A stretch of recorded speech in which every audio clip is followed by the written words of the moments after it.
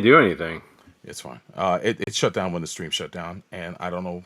I'm opening up a new stream now, so I'm gonna link these people to the new stream. The stream is up right now. They can hear our voices, so we're good. We're not. Don't worry about the There's intro. got to be a better way to do this. Yeah, there has to be. All right, cool. Well, we're back. I got to open up the Twitch. Okay. I'm opening up Twitch Okay. now, Let's. so they can hear us. So we just Give me the new.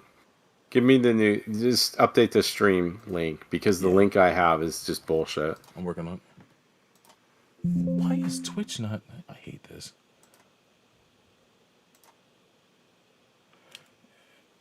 Give me just a second. Go up. Which one is this? I know they get notified, but I'm going to give you the link in just a moment.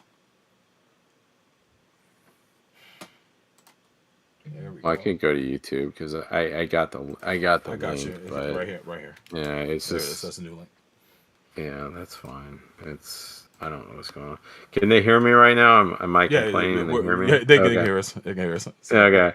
So I'm really annoyed, stream. It's episode 304. For whatever reason, we're having very technical difficulties. I blame this on First Buddy. If you watch a daily show, you know who First Buddy is. So I blame it on him. Yeah. All blames on First Buddy. First Buddy, because he's a piece of shit. Yes, I own his car, but that's got nothing to do with it. He had nothing to do with that fucking car. Oh my god. So yes. So we're live. Everybody hears us? Can you tell me in the chat? Do you hear me? Do you hear me? Let's see if anybody. That's what I want to hear. I'm going to the MAHQ Facebook right now. We're down to 3 people watching now. I'm just glad people showed up. Yeah, this was Yazzie. It's Yazzie. It's Ed the Crimson, and I don't know who else would be there. Anybody hear me? I can. Let's see what happens. What the fuck? Okay. No one else hears me. It's all right. Do you hear me? Let's see. I'm updating the. Yes. Okay. Right Thank you, Frank Lawson. Yo, Frank. Sorry about that, man. Let's go, Frank. Sorry about I'm updating the Facebook stream link now, so there we go. Thank you. Yes, we've had so many technical difficulties on this episode 304. Soulbro will be severely beaten for this. Oh, you bet. We don't know what's going on here, but I blame it on Russia, Putin, Elon Musk, and Trump, and all that stuff, because this is the harbinger of what it's going to do. Don't forget China. Well, no, actually, I don't blame it on China because they've been there the whole time. But I just blame it, So yeah, it's going to be. I think in the end, you'll be listening to us through what is that? The tin can and the string. Isn't that what people used to do back in the day? That's what y'all see. So yeah. So tin can and the string, baby. Yeah. Yeah. So yes, thank you for joining us for episode 304. Yes, it is just me and the Soul Bro. Chris is still on hiatus.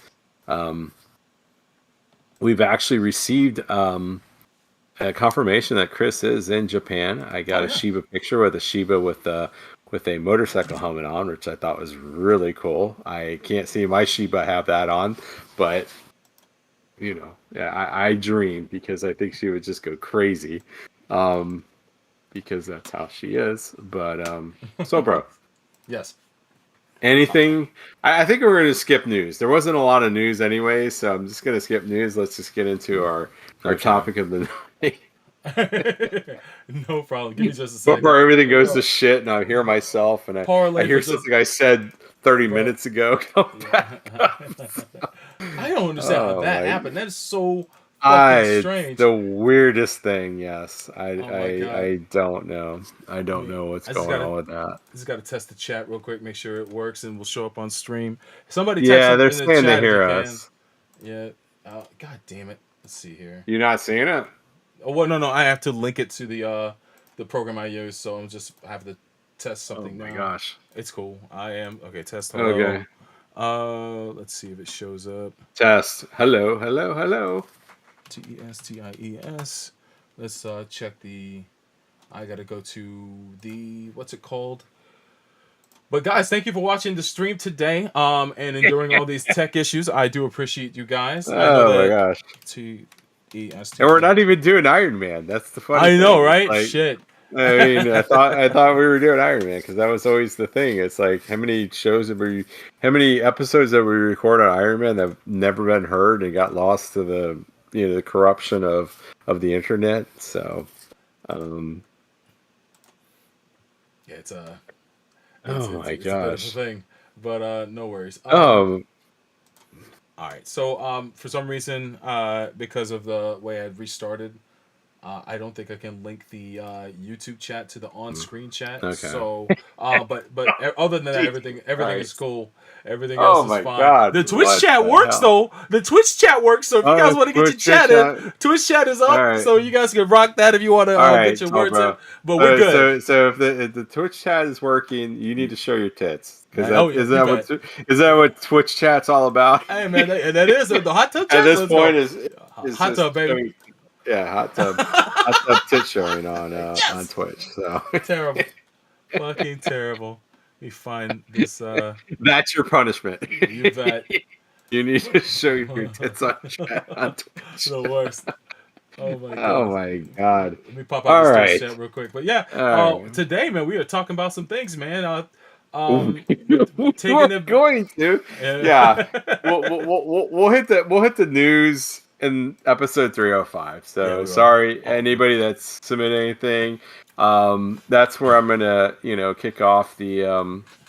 Actually added. It's not just only the Lord Larry King Memorial News Studio. I'm gonna add it. It's gonna be the Rodimus 76 Memorial News Studio too. So that was Oh, going to be the nice. unveiling of, yeah, but we'll wait for Chris because I think that'll be more appropriate anyways. Yeah, So, absolutely. but yeah, thank you anybody that's submitted anything, and we'll get to that. So, but yeah, me and Sobro had this kind of idea, and we've we're old. So the thing is, back in the day, we grew up in a time where there was the 80s animation and sport, and people that have after a certain point, they've always heard about the Saturday morning cartoons. And it was, one of those things that we're like, we kind of need to talk about this because it was a weird time.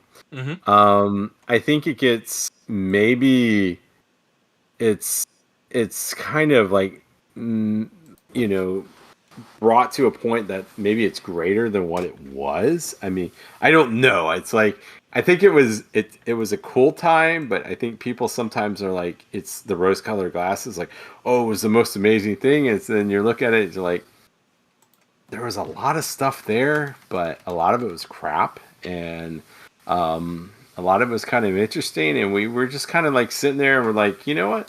Why don't we just kind of talk about this because it's something we've kind of danced around in a lot of other Gundams. I know it was something we've talked about in a lot of other streams. Anime news or anime movie nights, Soulbro streams when he's done his Gundam X's, with the Gundam Nation and so things like that. So, Yeah. I thought it was kind of fun because it is one of those things, and it's like, we're of this time period. We've got to go down to this thing, and we've never really talked about it. And in some ways, I feel bad because Chris is not a part of this, but I'm sure we could probably bring him back on some of this stuff. But Yeah, I would like this to be a ongoing series that we yeah, revisit some shows and we talk about them and we just um oh wow, your broadcast is terminated due to repeated restarts on Twitch. So it's not streaming on Twitch, but it's streaming on YouTube, so we're fine. But everything that's going wrong tonight oh is my god, oh man, what a all right. comedy. But no, Hey, why don't we show it on an X so all the Nazis can see it? So, I mean, yeah, because yes, we'll talk about DEI and CRT and all those other right. buzzwords. Yeah, My God, just assholes. keep in mind that Neo and I could see the YouTube chat. It's just not going to show up on the screen I tonight. I don't know what the hell is If going on with if this you do thing. go over to Fighters Ready on Twitch, you can type in that chat. The stream's not up on Fighters Ready because Twitch won't let me stream up there apparently. But the chat works, so if you type in that chat, it will show up on the stream. And Mechasan's already over there, so shout outs to Mechasan. for typing up in that chat. I will. Well, maybe we got a assist and deceased because you're showing your boobs You bet. on Twitch. So who knows? Yo, it's funny. This episode is 304, which is slang for HOE. So Yeah, there you I'm go. holding out tonight, baby. Anybody want to buy the bathwater soul, bro? Yeah, ooh, nobody wants that shit. Ooh. But yeah, man, it was a great time. We were young in the '80s. Like, I was when I came into my own with animation in the '80s. I was like the earliest memories I had were like 1981, 1982, with cartoons that came on Saturday mornings. But it really started to get good for me in like '84. And not only just Saturday mornings, but syndication as well, which is a whole gamut that Neo and I talked about after last episode Yeah. on the chat. We were talking about where back in the day, depending on where you live, you got to see some shows and you didn't get to see others. And you guys have heard my struggle before, where I lived in Key West, Florida, and in Key West, Florida, we had limited channels. All our channels came from Miami-Dade. And we didn't get all the syndication channels that they got. One in particular showed Robotech, and that didn't come over to Key West. We got one But syndication channel. You got Transor Z up the ass, I'm sure. We got Transformers Z, we got Transformers and G.I. Joe, because the one syndicated channel we did get had Transformers, G.I. Joe, Thundercats. No, it didn't have Thundercats actually. But a few shows, but it had the key ones I wanted to watch besides Robotech. That really fucked me up for a little while, yeah. Let's focus on the Saturday morning aspect. So, I mean, think about this, folks. Okay. Think about a time where you had really destination TV. I mean, that's something we really don't see. And I mean, even us, we grew up in that time of destination TV. Now you don't really have that because you can watch anything at any time. But there was a point where you had to be like in front of your television at a certain point to see something. Right. And for whatever reason, Saturday morning was the thing. And I mean, I don't know what the stories on are this, but I've always heard that there was like some loophole in the toy manufacturers wanting to show, wanting to advertise their toys. And they found a freaking loophole with having a television show. Hence, I think that is where the whole like Saturday morning cartoon thing comes about. Yeah, it was something that Reagan passed when it came to advertising and whatnot. The loophole originally was them advertising for comics. It was G.I. Joe that first started. They were advertising for G.I. Joe comics, but the comics were tied to the toys. So it was their way of getting around it. But eventually Reagan did pass something that allowed these shows to advertise directly to kids. One of the few things that Reagan did that actually was helpful. Yeah, like most of the other things, yeah, most of the other things, and as you'll see, and we'll go to that later on. But most of the things that he ever did destroyed our world and country. But this time was the only thing that he actually did was halfway decent. But I mean, imagine this: you would wake up on a Saturday morning, and if I remember correctly, it probably started around 7:00 in the morning, and you would have the first batch of TV shows. And for every half hour on the three major networks at that time, which is ABC, NBC, CBS, I think Fox got in there later as Fox kind of went in there. But I mean, you're talking about a point where you would have from about 7:00 in the morning to about 12:30 in the afternoon of just straight up stuff, like just straight up cartoons of just things that they were advertising, the craziest things that you would have going there. And I think what really made it kind of interesting was the fact that they just put up whatever. Yep. And there wasn't a rhyme or reason. You would have something like the Gummy Bears, and then you have something like Brave Star, which is Gummy Bears is like a Disney show about bouncing gummy bears that would drink gummy juice and they'd bounce around and fight stuff. And then you'd have like Brave Star was like super space, like cowboy, kind of like a prototype kind of Cowboy Bebop type of thing. And I mean, it was crazy. And you have like the real Ghostbusters. I Hmm. mean, that was the other thing. You'd have a lot of the stuff that was anything that was like a big movie at the time. You would have some type of tie-in show. Um, there wasn't as much of the comic book stuff. There was some there, but a lot of it was a lot of original properties, just a lot of things that they were trying to schlep toys for. Right. And I think what kind of made it work was it was it was weird because you would start off in the early mornings and that'd be more like the younger child stuff. Hmm. And probably like around what about like 9:30, 10 o'clock, you'd start getting a little bit more, you know, Yeah, I a little mean, bit like more older children. the stuff for like adolescence was like I would say Yeah, at 10 and after, but there was some action yeah, stuff that was on like from 8 to 10 as well. But like for the older set, like Saved by the Bell and stuff like that, that would definitely be later. yeah, yeah. So, um, you know, so bro, I mean, I don't know. I mean, for you, what are your memories of this? I guess that would be the biggest thing. I mean, I could say mine, but I want to hear yours first. Well, it's a mixed bag. I know today we're covering one show that was on network, which is Kid Video, and two shows that were on syndication. But for Saturday mornings, um, I really started getting a groove with that in I'd say '83 or so. The cool thing about a new season of Saturday mornings is they would show a little kind of like infomercial, like the night before the new Saturday morning cartoons would start on the first Saturday of the season, and it would give you a preview of like all the shows that were coming. It was one of the biggest things we look forward to. I know if I talked to Show, and Show has work tomorrow, so he couldn't be here tonight, but he and I have always talked at length about this, and one of the things we looked forward to are those specials they used to show. And it was cool to see these actors that were like on the hit sitcoms at the time come out and show off these Saturday morning cartoons. As for Yeah, Saturday mornings themselves, Neo is right. There were shows on there that didn't have really that many products to sell, and there were shows that did. I can't really say there was a lot of merch for Gummy Bears, but Gummy Bears came on NBC. Before that, Disney's cartoon they had. Before that was Wuzzles, and that was on CBS. yeah, That aired in '84, and then yeah. they kind of trailed off into syndication with the rest of their cartoons. But Gummy Bears was the shit.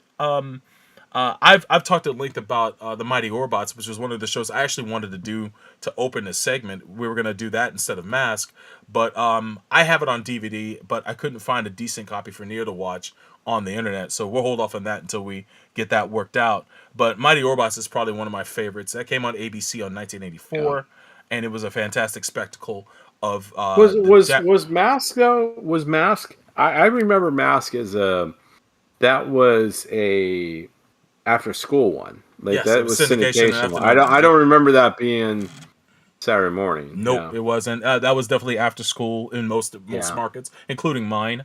And the first time I ever saw that, I was visiting my grandmother in Memphis, Tennessee, in '85, and I saw the cartoon. And before we left Memphis, I had the Condor one, the green bike, piloted Oh by yeah. Brad. My dad and I went to Lionel Playworld and picked it up. It was probably one of the cheapest ones you can get. But I was hooked on that show the second I saw it. I thought the concept was cool, and we'll get more into that You when we done talk about it. Matt Tracker and the because Matt Tracker had the he had the Rhino and he had the He had, Camaro. I don't yeah, I forget what the Camaro was, but me too. it I had the think it's the gull Thunderbird or wings and it something would like that. fly. Yeah, Yeah. the coolest shit Because ever. that was the thing that was the thing back then. You had the Saturday morning cartoons, and Mm-hmm. then later on in the 1980s, you had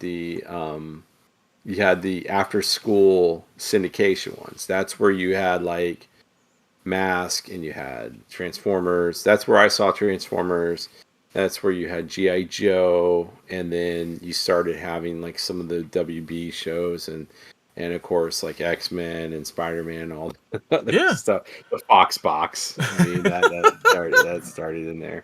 yeah, Um, so yeah, yeah. The late '80s became Fox entered the party when it came to uh, the um, the Saturday morning cartoons, but I really can't think of anything they were showing. Maybe Bobby's World was one of those shows they showed like early Saturday Morning Fox when that started in the late '80s. But yeah, mainly it was CBS, NBC, and ABC. And there were cool shows, and there weren't. Another big one was Muppet Babies, especially Yeah. with all the pop culture references. But yeah, the one of the biggest ones was definitely oh, The Littles was one on ABC. But I mean, think about this, folks. Is mhm, you got a situation where you have major networks. I mean, mhm, these were I mean, this is the advent of cable. Cable's in there. I mean, HBO's going on. You don't have the plethora of cable channels that you have now, but cable is still starting to become a player in this stuff. yeah, And you have the major networks putting major dollars in to Saturday morning cartoons. yeah, I mean, if you really think about it, like a lot of these, I mean, they outsource the animation talent to various different things, yeah. Japan and things like Japan got a that. lot of work. Yeah, Huge amounts of voice acting talent. I mean, goddamn. I mean, Uncle and Phil from the Fresh Prince. I mean, he yeah, was in how many different things. I mean, all these people. Um, a lot of people and it, that were on the come up at the time. Here's a big yeah, one. Here's a big one, and it's associated with Mask actually. For those who are familiar with sitcoms like Two and a Half Men, The Big Bang Theory, and other sitcoms that Chuck Lorre wrote, Chuck Lorre actually, from what I know, got his start on writing in cartoons. He's are you famous. serious? He's famous for writing the theme song to Teenage Mutant Ninja Turtles. He still gets paid for that shit to this day. But Wow. but if you watch the credits for Mask, he was one of the staff writers on Mask, which is why that show has Are you so many serious? fucking corny jokes. Yes, he's actually in the staff. He's one of the first names to pop up when that list of writers Wow. comes up. But Chuck Lorre, billionaire now because of all the sitcoms he's written and all the Yeah. residuals he gets. He started writing cartoons. Mask wasn't the only cartoon he worked on, but he made his salt. He made his bones in writing for animation and eventually transitioned into writing for TV shows. Maybe he already did write for TV shows, but I knew him most from cartoons. And yeah, the TMNT theme song gets him paid still to this day because he has rights to it. So yeah, Wow. yeah, it's crazy. And if when we talk about Mask, one of the things it has is a shit ton of puns. Some of them are fucking tiresome. But anyway, Oh yeah. which one do you want to talk about first? You want to jump into kid video or? Well, I mean, yeah. I think we can go into. I mean, I think what really made, especially the Saturday morning stuff, great was, like I Mhm, said, you had a bunch of different. You had a bunch of different shows with three different networks, mhm, and you had like a long period of time. And I mean, I'll put it to you this aspect. I was a kid that I played sports, especially in the fall. I'd play Pop Warner football. mhm. I would miss a lot. I'd have practices on Saturday mornings. So I'd be at like practice at 8 o'clock. I'd miss all the stuff at 8 o'clock. So I Damn. would come back and I'd watch stuff, and I'd come back home 10:30, 11 o'clock in the morning. So I'd catch the stuff that was later on, because these things would go on to like, I, I remember like 1 o'clock. I Mhm. I was like kid video, and there was something else that came on after that. I can't remember what it was, I'm but trying to, but maybe NBA in this. No, that was later. The NBA yeah, that was later show for on. kids. Yeah, that was later. I can't But remember, but I will say, I mean, in terms of like the thing that always stand out, because I've talked with Show, I've talked with Soul Bro, all of us have talked about this, like ceremony. The thing that always came down to me is I loved Kid Video because it was later on in the day. It was skewed to a little bit like teenager, like I guess like preteen type of, like 12-year-old type of thing. I wasn't that age at that time. I was much younger, but it still was like, it was just great because it had music, and it was, this time there was, during this whole time, the whole like real life with the animation thing was very big. It really kind of stuck with me. mhm. And I mean, even though it wasn't a very long lived, I think it was like maybe 2 seasons or something like that, maybe three. According to Um, let's see, according to the yeah, wiki here, it ran for 2 seasons. yeah, Had 26 episodes total. yeah. I think the first season's the better season. Mhm. The second one, it was a little bit different, but it's weird because I just look at it and yes, you always look at stuff when you're growing up and you look at with the fondness and stuff. But I look at this, I'm like, where would this exist in anywhere, shape, and time? Because it just doesn't make any sense. And I think like things like that is it's weird. It doesn't Mhm. make any sense because it really does not make any sense because it was like four kids and you don't know who they were. It was like one of these weird, like kind of like put together bands, Yeah. but who are these people? You don't know what it is. Yeah, They because make a cartoon around it. they kind of throw you in to the premise, and it's one of those They throw you in a premise, yeah, yeah, they tell you the actual impetus of the story in the intro, which I think is pretty genius for the show. These yeah. kids are like in a band; they're trying to make it big. While they're playing this dimensional fucking demon by the name of Master Blaster or whatever his name is, he's like this corporate Yeah. CEO in another world that pulls him into another dimension. That's like the Wizard of Oz or any of the other classic storybooks, but it's all based in references to music, and they have to find their way home. But also part of their journey is to free like music artists that have They been were captured. freeing all the peoples. Yeah, Yeah, there like was Lionel like Richie. there. Yeah, Lionel Richie was in there, and it's weird because this was kind of like a common theme with this time. Is like Yeah. we're just going to throw you into this. Like, you're just going to get like a brief thing. It's like, okay, hey, this is what the world is. It's messed up, whatever. This is our hero. This is whatever their villain. Mm-hmm. And you're just going to go with it. And it was just, it's an interesting time of like writing. I don't understand it. It worked. I think in some ways because it has a lasting impression. Yeah. I mean, I Kid Video has stuck with me forever, and I know when we've talked about off air about like stuff like that. It's always been the thing that's been the biggest thing to me. I don't know why, because I'll go back and I'll watch it on YouTube, and they're very predictable things, and it's like it's whatever, but there is some type of really weird kind of differentness, or I don't know. It's a situation of like, I'm not saying it's great. I'm not going to sit there and Yeah. say Yeah. it's like It's a little rough around the it, it, edges. it's rough around the edges and things like that. But even then, I mean, I'll look in YouTube comments when I'm watching this. It's like people are like, "Yeah, this happened before I was even born," and it's like it's interesting and it's great because it's got a different type of feel to it. And I think that's the thing about this whole 80s animation thing. And I'm not going to sit there and tell you like it's the best thing ever. I'm not going to say 80s animation is better than any other time, but there is a point with some of this stuff where kind of the storytelling it and the way they kind of treated you was like, hey, you're just going to deal with this. Like Yeah. don't even try to figure out what it is.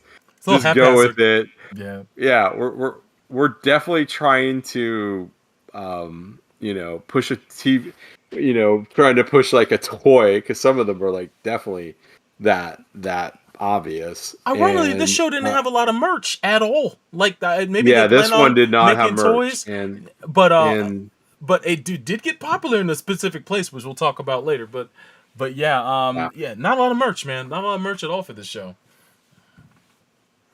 And that was weird. What was weird about it too is a lot of stuff would have merch and some of it didn't, Yeah, and it didn't make a lot of sense. And in some weird way, it worked, and it worked for a couple of years. I have a theory as to I don't know. I have a theory as to why this show actually was made. MTV was popular at this time. Like it was huge. Like it Sure. was the thing to watch. So they wanted Hmm. to have that MTV energy for a show for Saturday mornings. And so why not create a show centered around the band? It's not the first time that happened. You have the Archies. You have a bunch of the Partridge Family, all that stuff that came The up in the monkeys. 70s, the monkeys and stuff like that. So make a fictional band, put them in a cartoon, have them in this Wizard of Oz situation, and then close each episode out with a music video with original music. You have two people Yeah. who produce this show, Haim Saban and Shuki Levy, who are musical geniuses, and they worked on a ton of cartoons back then. Shuki Levy specifically is a musical mastermind. He also worked on M.A.S.K, which we'll talk about later.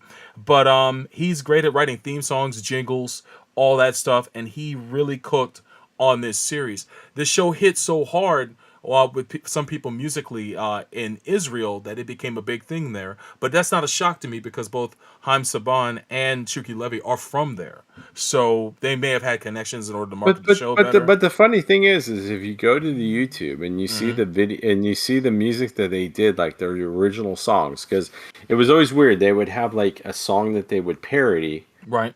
and then they'd have their own original songs. Yep. The songs are actually really good. Like Yeah. you're sitting there like, holy crap, these are actually really good songs. I've heard him turn up And in DJ mixes, which is the yes, wildest shit to me. exactly, exactly. Yeah, I've heard the same thing. Yeah. And it's a weird thing because you're sitting there and it's like, why did this show ever happen? Yep. Why did it ever make any sense? It struck a chord, and yes, it strikes a chord with Israel. That's fine, but there's still a chord here in the United States. Like I've seen videos. There's videos on YouTube where the all those people that are part of Kid Video, they'll do concerts. Like it's funny. Like they'll do concerts in the United States. I'm like, what the? It's like One what of the the fuck? members, Like, one of the members of the band was actually famous before the show started. yeah, If that's you, the other weird yeah, thing. Yeah, Robbie Wrist. For those that don't know, if you grew up watching the Brady Bunch, he played Cousin Oliver in the later seasons of the Brady Bunch. So when you see him in this, it's a couple of years removed from that.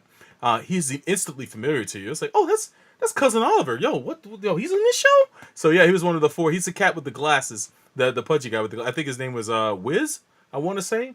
And let me see. Yeah, I Wiz. think so. Yeah, Yeah, wait, go yeah. to Wikipedia. The four characters are Kid Video, Carla, Ash, and Wiz, and Glitter, of course, the fairy. And yeah, he played Robbie Riss, and Robbie Riss is still an actor. He still performs. I hear his voice turn up and stuff every so often. But when I saw him in the show, I was like, oh yes, that's Cousin Oliver. I recognized him immediately. But yeah, just And, a, and it's Mhm. and it's interesting because it's like, would something like this work now? I don't know. I don't know I either. mean, it would probably be done in a different fashion because it would Yeah, be more like we're gonna create a band type of yeah. situation. I was gonna say making the band, but that's not a good thing to say because Oh, that's th- that's more Diddy and he's more like fucking the band. oh yeah, no doubt. I have a Oh question. damn! But I have a question for but you. yeah, Um, what's up? you used to watch shows like this. Did you ever watch California Dreams? It used to be paired with Saturday, Saved by the Bell in the early Yeah, I '90s. think I think I know what you're talking about, but Yeah. I can't remember it because it Saved by the Bell was like a whole.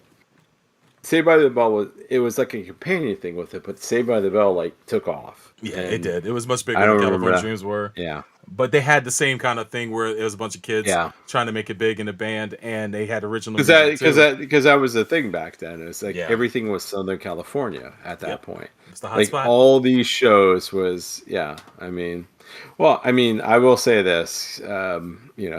Sounds bad, but kid videos were the point where I discovered that because I was in love with Carla, and Oh yeah. from that point on, I was Hell yeah. like, brown women have always been the thing with me. I'm a white guy, and I have a brown woman wife, so it's always been the same thing. I mean, I don't know what happened there. It's just like a spiritual awakening, but no, I barely remember that, but yeah, I also remember that Saved by the Bell was something Yeah. that came out of the Saturday morning cartoons too, and then it went to syndication and stuff like that. So And those was it those was originally like Good Morning Miss Bliss, right? And Yeah, then it it was became on Disney Saturday. Channel. It sure was. Yeah, Yeah, that was the yeah. first and only season of that, and then they rebooted it as Saved by the Bell. Because it was all about the teacher, and it's like, Yeah, wait, who cares about the teacher? Everybody cares about the kids. I yeah, mean, they were banking off that Haley Mills Parent Trap yeah, pop. They were trying to get people to watch from that, and then Some of the people from that show moved over to Saved by the Bell, like Screech and Mark Paul Gosselaar, and then the principal and one of the teachers. But yeah, but Mr. Belding. Mr. Belding. But this show went for the same crowd, Kid Video. The other shows in the '80s that were like this were Alvin and the Chipmunks and Yeah. Gem. Although Alvin and Oh, Chipmunks Gem. primarily did covers of songs, but Gem had their own original music, and I would say that Gem and Kid Video were neck and neck on pretty cool original music for their And respective I shows. will always say the thing that always shocked me about Silver when I first met him. Hmm. This motherfucker one day said this like he loved Gem. I was like, Oh wait, yeah, what? And I I would have never remember told you that as Gem a kid. because Gem was before Kid Video. I believe It was think on it was NBC. syndication. It was on It was on syndication. syndication, but I remember in the whole like the where I lived, Came on the Saturdays. That would not Saturday be. morning it That would came not in be Saturday wrong. mornings, Yeah. and I remember Gem, Hmm. and I didn't hate Gem. I watched it, and and but this dude is like, dude, Gem is like, I'm like, Gem and the That's Holograms, my really? It's joint. like he's like, this is my jam. I'm like, I would have never told you okay, that as a child, but as a grown ass man, I'll fucking openly admit it. Like I watched nah, because it was yeah, sandwiched between the shows I liked, so I would sit there and watch it. It's not like we had a million TV channels at the time. We had yeah. this set channels. No cartoons came out at night. You were fucked at certain times of the day. So if you're sitting there watching robotics and then Gem comes on afterwards, it's like I'll hang tight with this, and then you get into the groove. It's like, yo, this shit is cool. It's for girls, but the music's dope, so I'm gonna rock with it. Yeah, and that was the thing because I'm sitting there going, this dude talking about this. I'm like, wait a second, I like Gem too. I'm like, I never turned that shit off. Like I'd sit there and watch it because I remember her and the Misfits, and the Misfits was always like the shitty band that they were always like that was always trying to outdo Gem and the Oh Holograms, yeah. and I was like, and I remember sitting there going, yeah, you know what, Hey. and it's crazy because maybe it was for girls. I don't know. It's Hmm. probably what the original thing because it is the 1980s, so Yep. it's chauvinistic and racist as shit back then. So don't ever think that anybody tells you it's like, oh, that's when everybody got along. Nobody got along back then. That shit was racist and What? misogynistic as shit. Ooh So boy. don't fall in that fucking Yeah, trap. don't. So it's like, and this dude's talking about this. I'm like, yeah, you know what? That was a good show Wild because times. it was she was like a detective too, like they Yeah. like solved crimes and stuff, but then they still were glamorous enough to do their freaking show in Detroit that night, so Yeah, the show worked on many levels. You had a yeah, little bit of a yeah, science fiction angle. You had a romantic had angle all with, types of weird things. Yeah, yeah, man. It was it's crazy. It was I think she had a a love little bit ahead of interest, its right? There was yeah. a She had dude, Rio. right? Rio. His name was Rio. Yeah, Oh purple haired yeah, dude named Rio. Which I think it was like maybe Latino or something like that. I'm not sure, but yeah, he was man. he was not completely white, but he was more like off white. Yeah, yeah. It was a little off white. Because you remember, because that was the whole thing with what's her face and Kid Video Carla. It's like Yeah. in the first season, she was like in her animation thing, she was like off white, and then like I don't know what happened. They made her like completely brown in the next one. I'm like, what? Because everything was like so ambiguous back then. It wasn't just like gender. It was like just it was ethnicity too. It was I was actually shocked. everybody. I was shocked to see that they had Carla was in the group because usually cartoons back then were like usually all white characters and whatnot. Yeah. But there was integration because I think the other shows we're going to talk about that there was integration too. But I didn't expect that in Kid Video and watching it. It's such a unique and strange show, and it feels like a hodgepodge of things. They would mash Yeah. a video in there to make it Doesn't fit make any like sense. all night long and say, "Oh, Lionel Richie's been kidnapped. We gotta free him." It's like, yeah, I'm sure that's the story, but I know, right? it felt like watching an acid trip unfold before your eyes, but being too sober to do shit about it. But I do feel because some of the same staff that worked on this would eventually go on to work on Captain N, that there's a bit of an aesthetic sharing between this show and Captain N. Oh yeah. I would be cool to see if there was a crossover ever, but when I watch the show and I look at how the designs are and everything like that, it reminds me a lot of the character designs for Captain N and whatnot, kind of like a proto design to that. But same company, But almost the it's same story, weird going to that another world and being stuck there. it's weird though, Sobro, because you're thinking about this, and it's like some of the things that they do. It's like these are for kids. Yeah. What they're doing is for kids, but they're kind of doing it like the stuff they're doing and dealing with Mm-hmm. was like adult stuff. I mean, you talk about Jen and the holograms, Yeah. like that's a straight up like you take that from animation to live action. That's Right. just straight up like drama on like TV. They Like attempted it. because I if I remember that, it's like some of the stuff was like heavy hitting. It's like, what are you talking about? This is like a Saturday morning cartoon that's supposed to be fun and stuff, but they're like it's like drama stuff. I think Like Jim actually had an episode that dealt with drug abuse.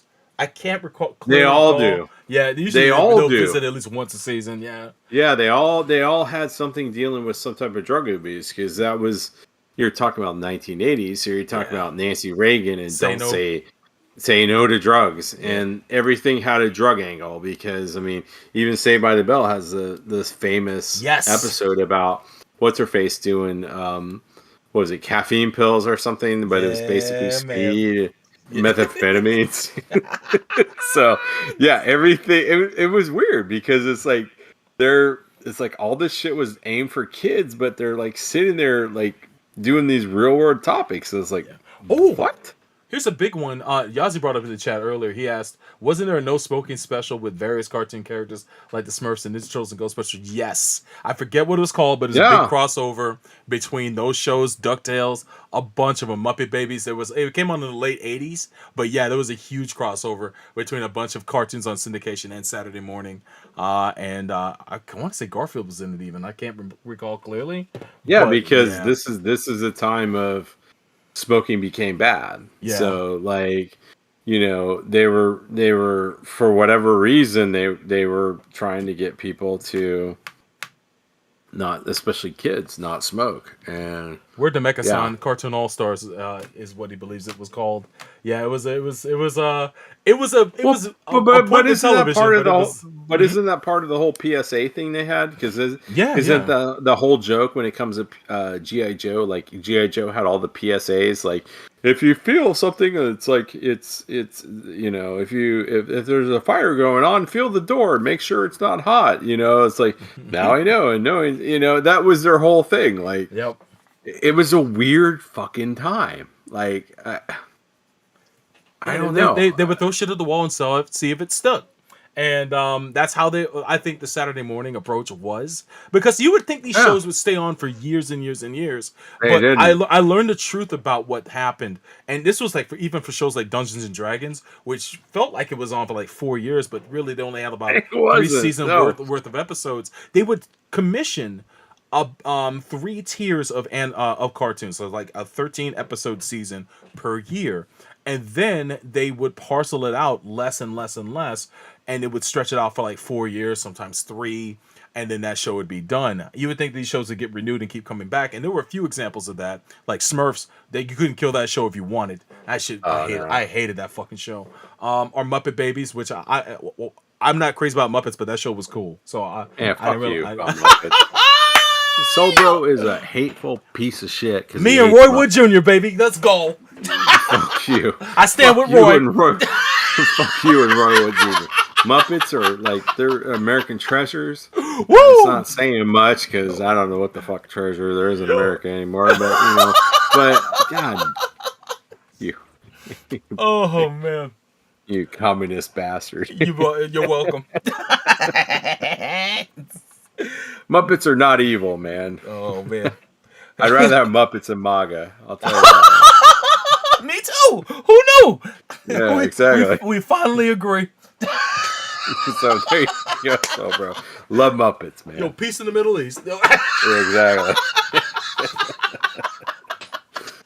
But But No, yeah, that's- But yeah, when it comes down to it, Kid Video I think was one of those unique experiments that happened. It was. You can watch it and cringe at it sometimes, but I appreciate its Oh, it's charm. cringy. Yeah, Yeah, I it's appreciate the cringy. approach. I appreciate the just the fun factor of the series, and it's definitely 80s. When you watch the show, this is a Oh yeah. fucking this is what the 80s. This is a taste of what the vibe was back then, and I like the fact that it was a cool hybrid between live action and Yeah. animation, which is something you didn't see a lot back then. If you did, it was like someone maybe open the show and close the show. That was in live action, and then like the Super Mario Brothers Super Show, and then you had the animation in between. But yeah, Yazi says there was a Back to the Future cartoon. It was not good. It was okay. It wasn't bad. I enjoyed it for what it was, but I've seen worse movie adaptations. But Kid Video, I think it's a solid attempt. I think it's got good music. I'm glad they took a chance and did something like that. And for some of us who grew up at the time that watched it, it really charmed us. I think it used to come on early in the It's mornings, and then it moved bizarre. to the later facets of the Saturday morning Yeah, morning series. But it started showing up like in the afternoons and stuff. yeah, And it's bizarre because of all the things that they would do in um Saturday morning. It was the more blatant. It was one of the more cartoons that was more blatant for like 12 and up. yeah, I Like would it say was so. a 12 and up cartoon. It Like was definitely going after the young everything else, adolescents. yeah, everything else was like 12 and below. I Yeah, mean, it was pretty much like, it was like kind of like that middle school, um, I mean, it was something you would watch if you were like a freshman in high school. I yeah. wasn't a freshman in high school and stuff, but I would imagine I'd probably be watching that if I was in the same thing. And it is different. And I mean, that's what made it kind of interesting because you would have something like that, and you're like, wow, this is pretty cool. And right. I just still don't understand why it exists. I really don't. I would love to sit down with the people and understand, like, Yeah, how did you even get this on TV? it deserves a Because even documentary. even back then, it doesn't make sense why it Yeah. even got on there. It deserves a documentary. I'll end Yeah. with this.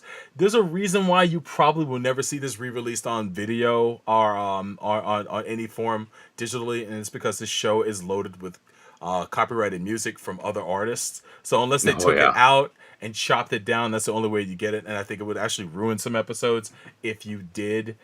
Shout outs to Ed. Ed Yeah. How did writes. how did how did they even do that back then?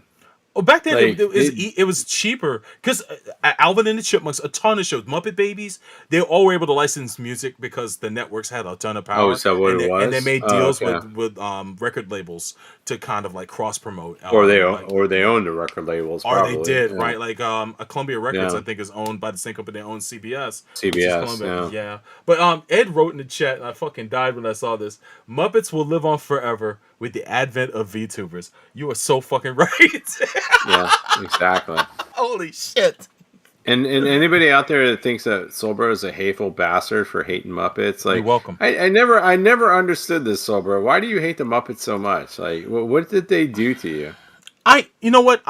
In all truth, I grew up at the age of 2, and I'll forever be thankful for this show for teaching me how to read at age 2, and that's Sesame Street.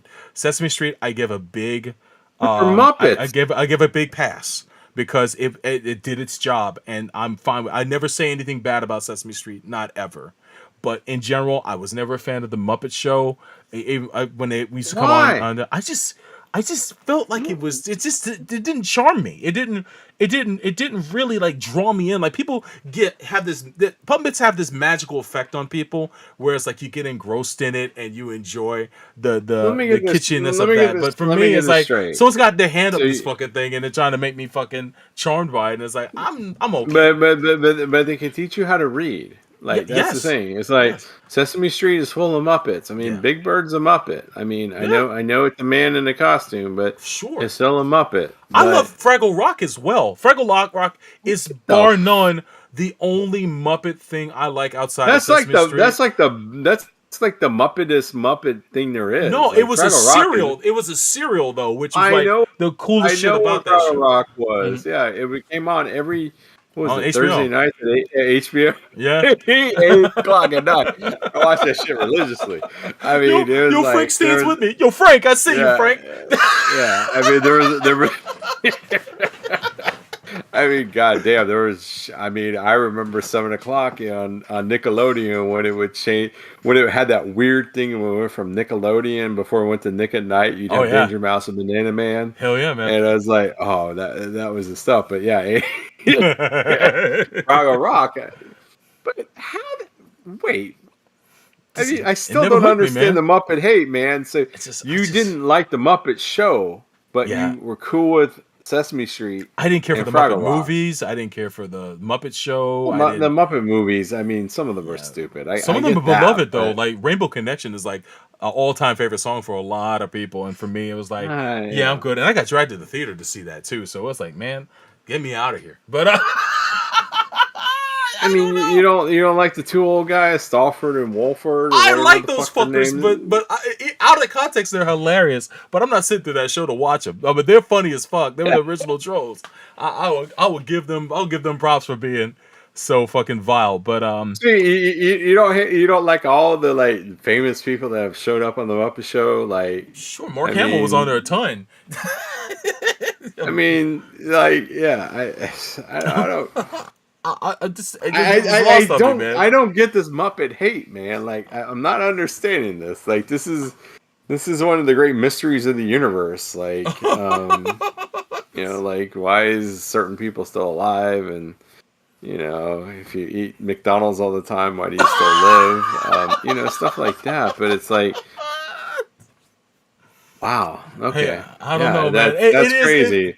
It's again. I understand why people love it so much, and Did it's a you hate special amount of Muppet like those. Babies? No, Did no, you like? actually, I like Muppet Babies, and it was You because like of the? all. Oh, Yeah, because what the? it was a cartoon, first of all, and they had a lot of pop culture What do references, you? and it was a fun Okay, show. is Yeah. the whole thing about the Muppet part like the actual like thing? Is this me with clowns? Like, I don't like clowns. I mean, I know Wow, a lot of people what's don't. funny? I I like don't like clowns. clowns. I I like fucking clowns, hate but I clowns, guess I don't dude. like Muppets. So that may be That my might be your failing. clown. That might be my Is failing. Muppet. Yeah. I concur with that. I see you there. So you can't do like you see Fozzie Bear and he goes waka waka waka. You're like, oh fuck I this roll my guy. eyes. Yeah. Damn, dude.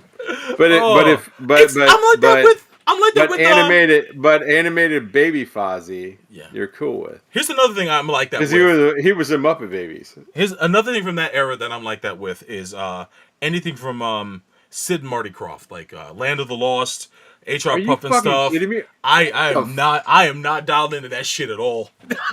Are you kidding OUT me? baby, I can't take it. I'm so done with that shit. The second I saw it, it's like nah, I'm good. HR Puppet stuff? That Yeah, was the man. good stuff, I man. got the What do you I got the dip. I gotta go. Channel got changed. so, so you're telling me that you like something that's got like kid video where it's like hybrid animation hybrid, but you don't like live action like stop motion animation hybrid. What? Oh, Okay, yeah. I'll see. Why? Yazzie asked, "Did dinosaur sitcom have puppets too?" It was actually done by the Jim Henson Is what? company. Yeah, they did that. So yeah, you're not wrong. I can't Okay. stand that show too, I'll Yazzie. check it in a little bit. But it had the most gangster ending there ever was, though. Dinosaurs on ABC. Okay. That shit was wild. I saw clips of that last episode. It was like, ooh, they just put the middle finger up for the whole audience. That's kind of fucked up. I can't believe you hated that stuff too. Oh Like, man, rough times, man. I just man, just why never do you was hate? You see, not my jam. do you don't like anything that's like a puppet or something like that? Yeah, I guess puppets are just lost on me, man. And even Crank Yankers, I just returned the channel, man. Yeah, Crank Yankers. I get that. That was Yeah. kind of stupid, but I mean that was more the source material. But yeah. damn, dude. But yeah, Okay. that's basically my Achilles heel right there. But yeah, it is what it is. But kid video, enjoyable stuff, man. Fucking loved it. As bad as the show is, like if you guys sat down, And animated Muppet Babies, cool. yeah, But if anybody Muppet took Babies live action, not cool.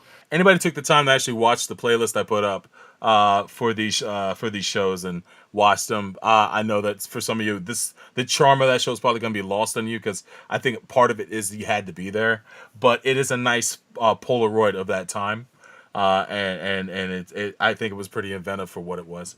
But any Well, I last thoughts mean, on that before? Mhm. yeah, I think with that show, you got to look at it like it's a product of it's a direct product of the networks going. It's their way to combat um, MTV because Yeah. in the 80s, in the 90s, MTV was king. Like it was king. Think about what YouTube and TikTok and Hmm. Instagram are now. Yes. That was that. I mean, the fact that people still this is the thing that just boggles my mind Hmm. is the fact that artists still make music videos Yeah. is the reason behind this Yes. because I mean honestly why I mean at this point why would you need to make that, but for whatever reason that's it's a byproduct of that. And yes, it makes sense to have a music video on like Instagram or YouTube or Certainly. TikTok or It helps. whatever it It helps to is, cross promote a single that gets released. So it still but makes sense. But then I have it it on MTV still or makes sense. MTV. Yeah. Yeah, Because it's a you void. you have to remember at this point in the 1980s, you're Hmm. talking about like music videos were like they were, when they said that okay, this is going to the debut single of Michael Jackson or whoever it was, like people stopped and that's you had to see it at that time because that's when you were only going to see it. Yeah. And so, yeah, But yeah, definitely. yeah, kid video, fun stuff, man. One of the more whimsical choices we're talking about It today. definitely, yeah, Yeah. definitely that. Yeah. Yo, Frank says video killed the radio store.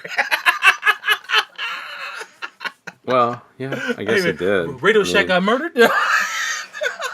yeah, Radio Shack's been dead for a while. Oh So. man, I miss you, Radio Shack. Realistic, baby. Oh man, so many gadgets. But which Hey, one you that, want that to? that's how Gundam started was on a two Yes, channel realistic mixer mixer and with a nasty buzz. mics. Yes, Yeah, with fucking nasty. Yeah, that's how it nasty ass started. buzz. This if we ever release, I don't know. Have you been able to get those? I remastered those episodes to take the buzz out, so Are are you able well, it to was a are you long able time to put ago. them back on? Are they back on so people can listen to them? Yeah, yeah, Because they've been up there for a while, so yeah, yeah, those so are up just there. just just remember that's how we did them. Yeah, So the good old days. But which one do you want to talk about next, man? you pick one. All right, cool. Well, you know what? We'll jump into Mask next because Spower Zone. There's a lot to say about that, and there's ties to Sunrise on that one. So, but Mask, as I mentioned before, I discovered it on a Christmas trip to my grandmother's in Memphis, Tennessee, in 1985. Didn't even know it was airing, but I saw an episode when I was over there, and I was completely enamored. It was a cool concept based on a very prolific toy series by Kenner, where you had these cars and vehicles that would turn into like alternate forms, driven by people with wearing masks that had special powers ingrained into the mask through like a special technology, fighting against a terrorist group called Venom who had the same shit. And it was I still to this day don't specifically know the animation company that did it. I think it was a kind of a amalgam, but according to this, it was let's see here. Oh, Ashi Productions, which is a Japanese studio I'm familiar with. There we go. They worked on it, and the cool thing about Mask in general is that some episodes look average, and then some episodes look incredible. I think the pilot episode looks pretty good. I was talking to someone on Facebook the other day, and I was telling them there's key episodes of the show that look really good, and one of them is episode 30, which is something about being in Rio or something. The Lost Riches of Rio. That's it. That episode looks great from start to finish. If you watch that episode, you will see they spent some money on that shit. But overall, I think the show would on average look great. Especially if you watch the intro and you see like all the slick animation that's there. and it's a great presentation for the toy. The opening theme song though is probably out of the three shows we're talking today, I think it still might be my number one out of the three. Although I think Kid Video's theme and Spiral Zone's theme are incredible as well. But that's it's another score that's done by both Shuki Levy and Haim Saban.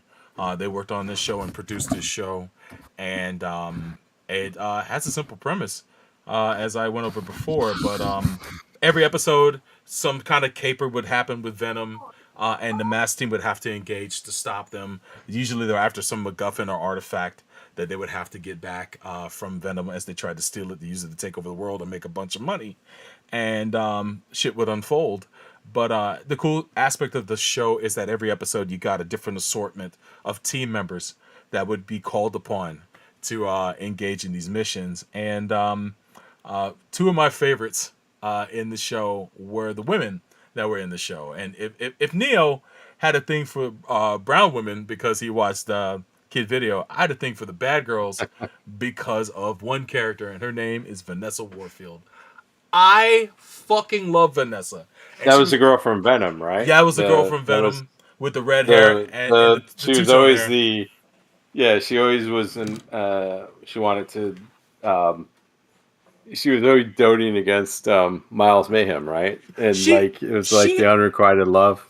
no, she actually was kind of, I don't know, she was very tomboy coded, but Yeah. she had this very harsh relationship with Rax. Rax is the guy who drives the motorcycle with Oh the yeah. sidecar, and he has the parted mustache, and he's a dick anyway. But she would give it as good as she got it from him, and that's the Yeah. coolest thing about her. She had so many one-liners in that show that I always look forward to her opening her mouth, because she would be murdering him and anybody else who talks shit. So you could see how she fit in. She just not give a fuck. But yeah, it was her, maybe it was her two-tone hair, maybe it was Yeah. just her She had the her two-tone hair. I Yeah. love her. I love her character design so much. And she's not the only character with two-tone hair that we've seen. There's Cruella DeVille. There's what's her name from Josie and the Pussycats? I forget her name. It starts with an A. And then there's her. And with her, I just liked her vibe so much. I kind of Well, your girl used it to Gem be had that inspired. too, man. Oh, She you're had two-tone right. hair. You're right. Yeah. She did. But Yeah. she's just a slick character, and she had a cool car which flew just like Matt's. You know, it had like the wings that Yeah, jutted out, trackers. Yeah. yeah, hers. I forget what kind of car she drove. Yeah, Shara Soon from Double Zeta Yazi. Good pick. Yeah, she kind of reminds me of her as well, except Vanessa's not crazy. She's just mean as fuck. But the other, Mask is a crazy concept yeah, man. because it's a weird thing of like there's no nations. Yeah, It's not a Cle- nation thing, clearly. but it's a clearly a Cold War cartoon. I mean, you're Yeah, talking the 1980s, so it's like Eastern Europe is evil, Western Europe and the United States is perfect. right. And it's got that whole thing. And you know, even with Venom seemed like they were all weird, and it was all like, you know, they'd have like the weird accents and things like that. And Mask had a really cool concept of that. You would have the mask that would go on them, the Yep. helmet, and then it would do something with the vehicle that they were in. And it's completely unique. And I see why people want to. I mean, we've seen what countless things of them trying to do some type of like live action mask, Yeah, and I get it because in theory, it seems like it works, but I don't know. I mean, it's truly something of that time, yeah. It and definitely a product of that. It's easily it was in competition with Transformers. yes, They were definitely trying to do that, but there was something cool about the toys, such as the scale of the figures were really much smaller than say even GI Joes. yeah. And I love the gimmick of putting the mask on the characters, and then a lot of the vehicles had shooting missiles, and you know all this dangerous shit that probably would, you know, put kids' eyes out. But Oh, all of it was stuff that was like, I remember the Rhino had like some giant projectile coming out. The Rhino is basically like it was a big semi truck Yeah, yeah, that was like the and it was weird because you're right because a lot of the vehicles were very Transformers like, yeah. and It was Kenner's stab um at that, because I guess they wanted to take some of that market, but it was one of those concepts that did stick around. I liked it far more than say GoBots, and yeah. the whole angle of like just taking a helicopter and being able to turn it into a jet. Well, I think Miles Mayhem's vehicle was probably the coolest one out of all of them for that fact. But yeah, just Yeah, it was. It was. I mean, Miles and I think Matt Tracker's Camaro. yeah, The absolutely. Camaro was cool. Like the the fact that it was Gull Wing Camaro, and then it's like he's flying around, and the Gull Wings would come up, and there'd be missiles coming out of the bottom of the Gull Wings, but he'd be completely exposed. Was like, I mean, it was completely 80s. Like, yeah, it was definitely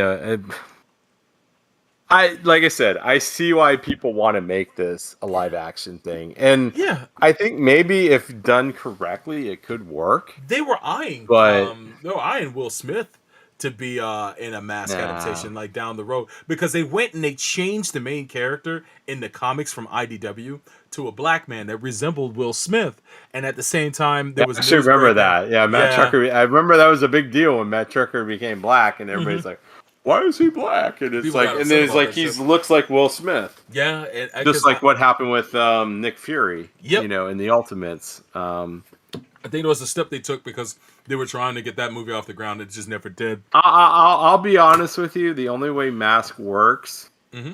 and I hate to say this because I feel like this is like the failsafe on this things, but I think it only works if you do something like an HBO show. Like I think there's so much with it, Yeah. and you have to have unknown actors do it. Like I Yeah. feel like these are things where you don't need.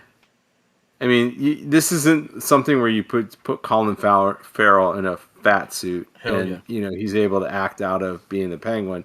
Right. This is a whole different situation. I mean, I feel like it can be done, but I don't think it can be done. It has to be done as a series. If it's HBO, if it's Showtime, if it's somebody who I don't care who it is, but you like it can work because I think even now because the weirdness about some of the stuff in the 80s is like the weird Cold War stuff.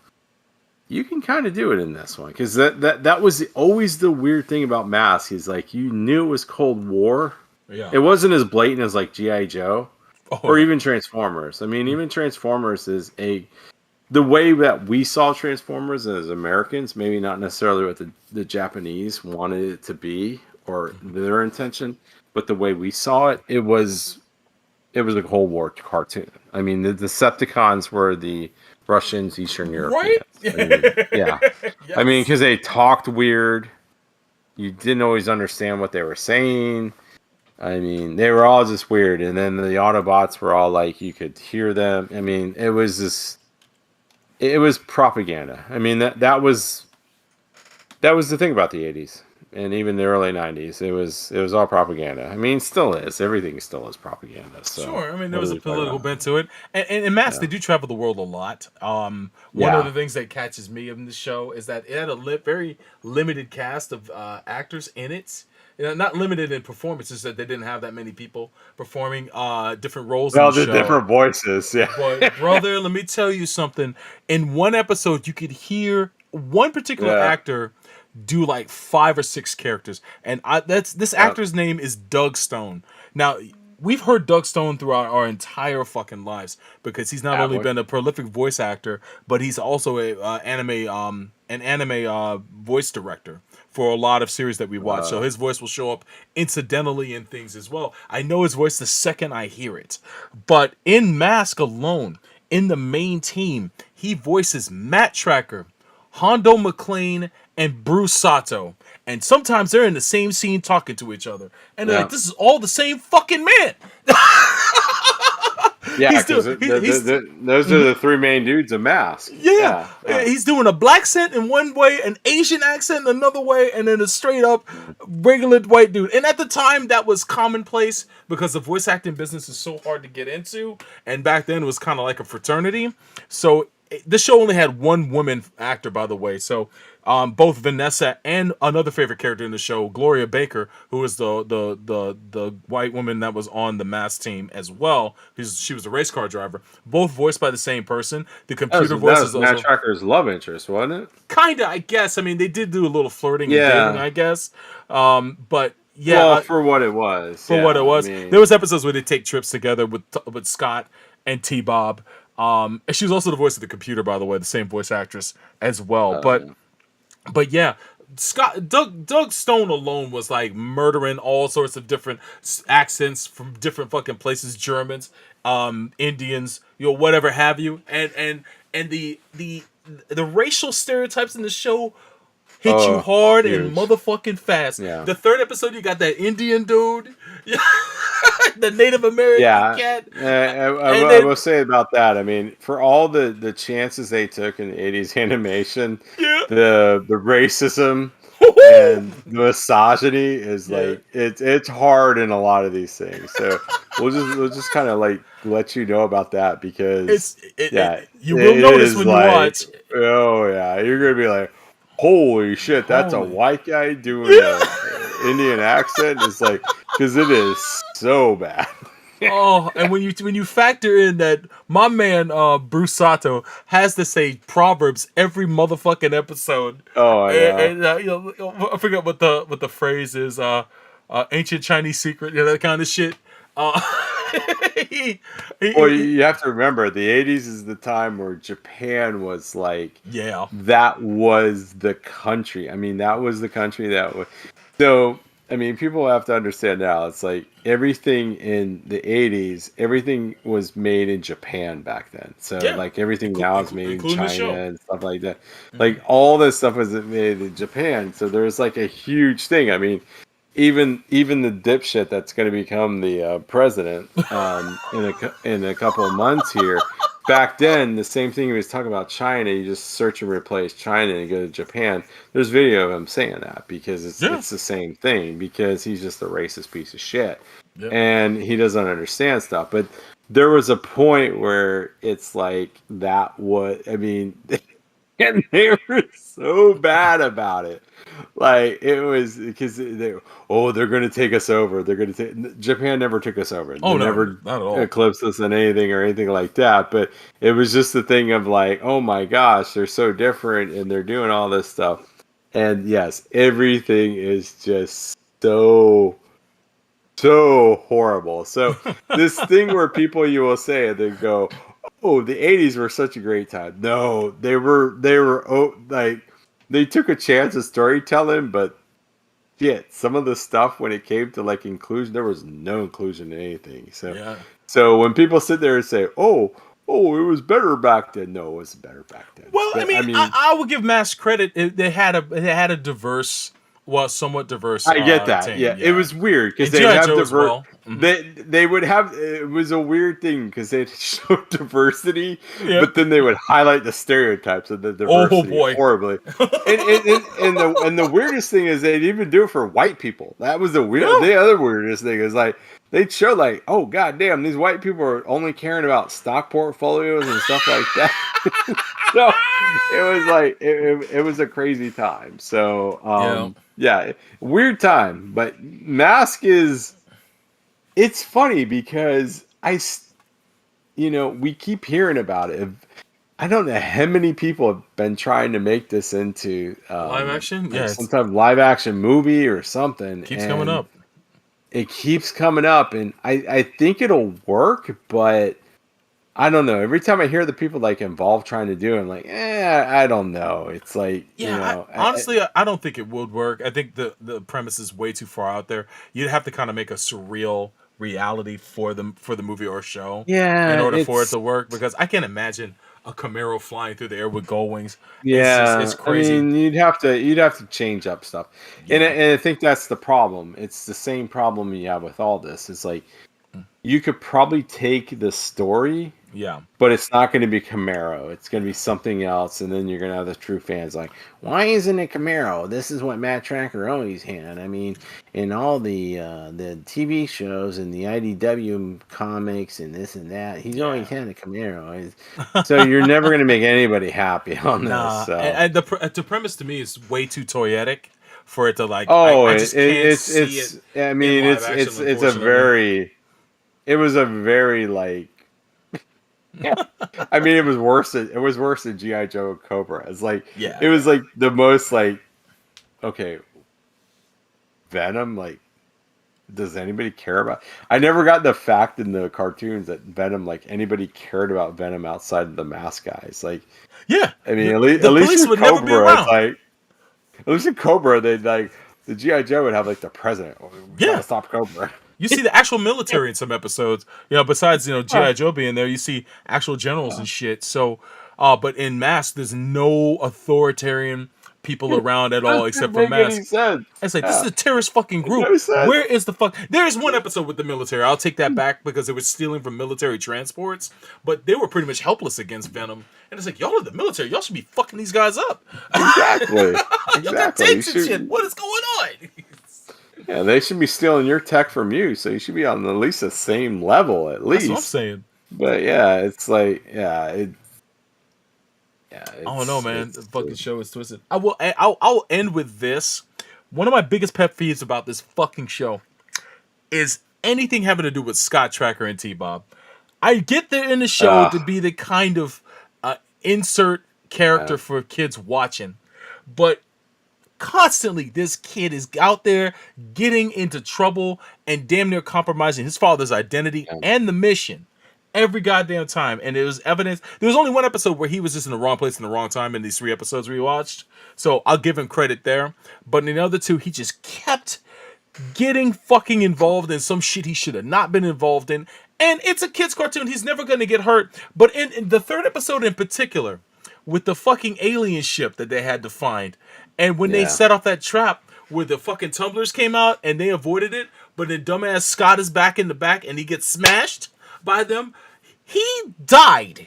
Him and T-Bob actually died. The only reason why they lived is because the alien presence beamed up their bodies after getting smashed and then fixed them up and then brought them back to Earth. And it's like, yo, you know your son died, right, Matt? You realize it. Matt was pissed. He said, you ain't leaving this building alive, Miles. And Miles gets away. And they're like, yo, how did you not shoot this motherfucker? I don't understand how you just didn't kill him when knowing that he Well, endangered your son. but that was the thing back in the 80s. So they Mm-hmm. always have when you'd have like the weird cartoon that would have like the more like adult characters, they'd Right? always have like the dumb kid. Like there's Yes. always like a son or a nephew Absolutely. or something. And then there was always the robot thing. Like the 80s were all about like the robots. Like Yeah. you hear about it now with AI and dipshit Elon with his people. He says they're robots, but they're just people in costumes. Mm-hmm. But it's like there was a big thing on that. Like that was a big fucking thing back then. And for some reason, they just dealt with that. And yeah, it was always kind of stupid because it's like, wait a second, your dad is like this like super spy, he's a secret organization, but then you're like completely compromising him, or you're completely getting him in a situation. But that was the weird plot point back then. I don't know why they did it. I think it was because for some reason I mean, I'll be honest with you, a lot of these cartoons back then, they were actually for adults.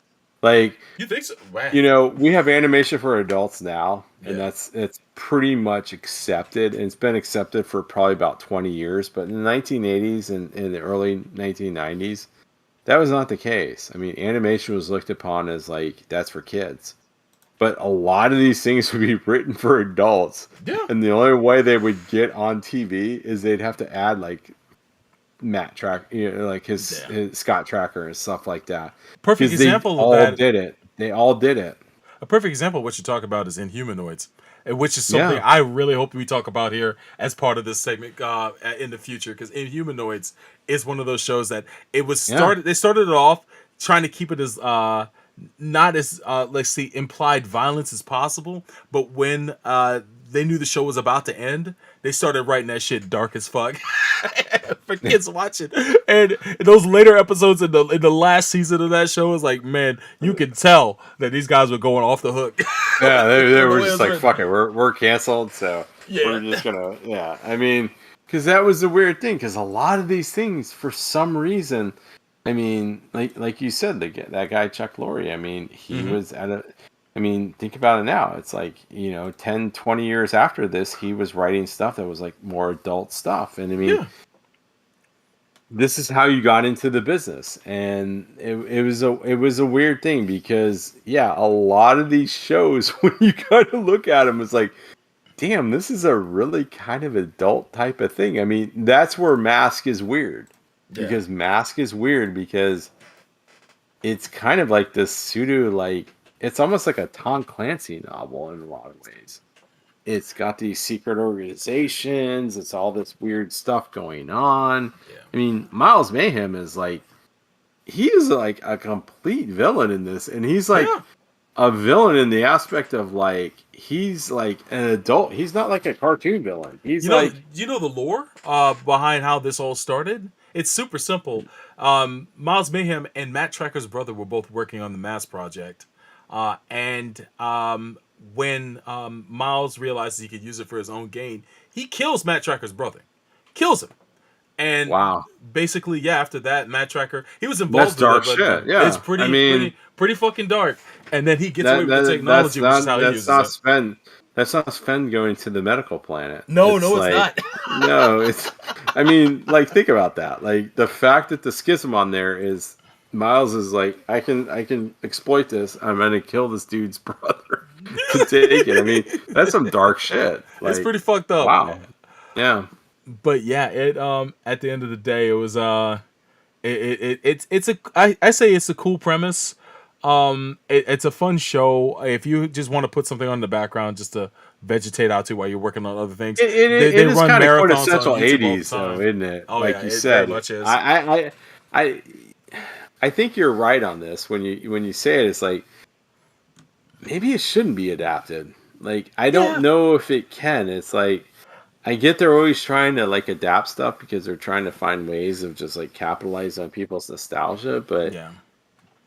uh, The most I would want to see for this, because I think it would fit in it, is to be included in the Energon universe. But I don't think that's happening. I think they're just gonna focus on GI Joe, Transformers, and Void that Rivals. was But always the weird thing. And Mask is like this kind of weird connection to like Transformers and stuff, right? yeah, and they're now owned by There's all the always, same company because Hasbro bought Kenner out. So and they just announced that they're working through another company to bring back out the vehicles but for not even Mask. the toy thing. It was always, I remember that even back years ago, like in the comics and stuff. Hmm. That was always like the weird kind of like thing, is like Mask is always kind of like in the GI Joe kind of, And under IDW, it was. It was part of that yeah. universe. Yeah, it was. And I think it could actually fit in it again with in the Skybound stuff. But yeah, I think it's a cool concept. And if you never watched the show, definitely check it out. Watch key episodes. Watch episode 30. And just marvel at how good the animation is in that. It's on YouTube. You can check it out. It's called Lost Riches of Rio. You don't really have to know much than what we told you to check it out. It's not like it's a serial. It's, you can jump into any episode and watch the show. But What's the premise of that one? Is that the weird one of like, God, that classic GI Joe one where they go back in time, no, where it's like, wait a second. they're looking for like the golden city Oh, El in Dorado. Rio, El Dorado or something like that. That's basically Yeah. the episode. Venom's trying to get to it before Well, they Mass does. realized that was a Nickelodeon show, right? Yeah, I Lost mean, Cities of Gold, man, fucking great. yeah, Legend of, The mysterious cities of gold. That shit was yeah. cool. I like that show a lot. But man, I know we got one last show to talk about. Any last thoughts on Mass before we get into the final show? No, no. Gotcha. Well, the last show we're going to talk about today is Spiral Zone. And this Oh, one probably has the darkest premise out of all three shows we talked about. It's a post-apocalyptic show where a crazy dictator of a guy ends up using this technology to incorporate these areas on Earth, the contaminated areas on Earth called spiral zones, where if you're a human being caught in them, you turn into a zombie. Not an undead one. Yeah. You're just mindless, and you could be directed. And basically, you're either a vegetable or you're directed to do shit. This one crack team of international soldiers have to put on these suits in order to stay immune to go into these zones and destroy the zone generators in order to free these areas, and they're freeing like millions of people, as episode 3 definitely will show you. But yeah, it was a cool premise. It didn't really glom onto me when I was younger because the show came on at like 6:30 in the morning when I was getting ready for school, and I could Yeah. never even finish the episode. I had to leave the house by 6:45 to catch my bus. So I would always see the intro, and it was the coolest thing I liked about the show. But I never stuck around or had time to watch it because I was too busy getting ready. So in my older years, once YouTube became a thing and people started posting episodes on there, I started to check the show out, and I thought it looked great. The animation was slick, and I had no idea that there were some ties to a Japanese line of toys, which is what the original concept was. Mecha designers like Kunio Okawara and Kazuhisa Kondo worked on the initial designs for the toys of Spiral Zone in Japan. And I think in Japan the storyline is different for these toys, but they came out there first, and then they got picked up by a toy company here, I believe Tonka.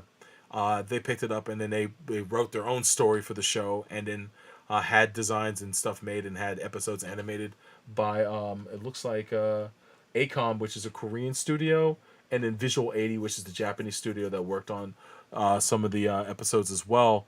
The first 3 episodes are animated pretty well, and both. What stunned me about the first episode actually was watching this one Spiral Zone terrorist go into this military base and shoot motherfuckers up, and I'm thinking these guys are dead. The first 2 dudes he shoots in the lookout tower, I was like, oh shit, did he kill these guys? Because the way it looked, he looked like he rendered them dead, and then he set up their dead bodies to look like they were still alive. I guess he used a stun gun to knock them out, but it looked violent as hell. And then he goes into this PX where they sell supplies on the military base, and then shoots the shit out of the store owner there, puts him in the back room, and then puts on a mask to make himself look like him. And that shit was a little. I mean, it's not violent as in gross, but seeing gun violence in the show like that is like, man, even back in the '80s, that was pretty stunning. And it looked like the way he fell, it's like, man, did he kill this guy?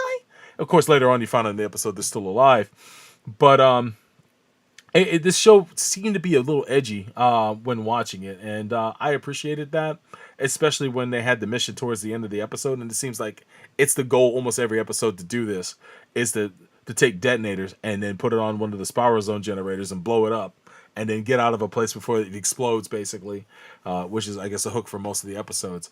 But I like the team. I like the designs of the mecha, and not the mecha so much, but the vehicles they used. And the premise, I think, is the best thing about this show. And what were your thoughts when you watched it? Yeah, it's another one that I never really. I remember it, but I never really remember watching it too much. I think I caught episodes here and there. Mm-hmm. Um, yeah, I. It was weird because they turned everybody into zombies, but they really weren't zombies. Like, you would think they were zombies now, but they weren't really, because it was like that whole.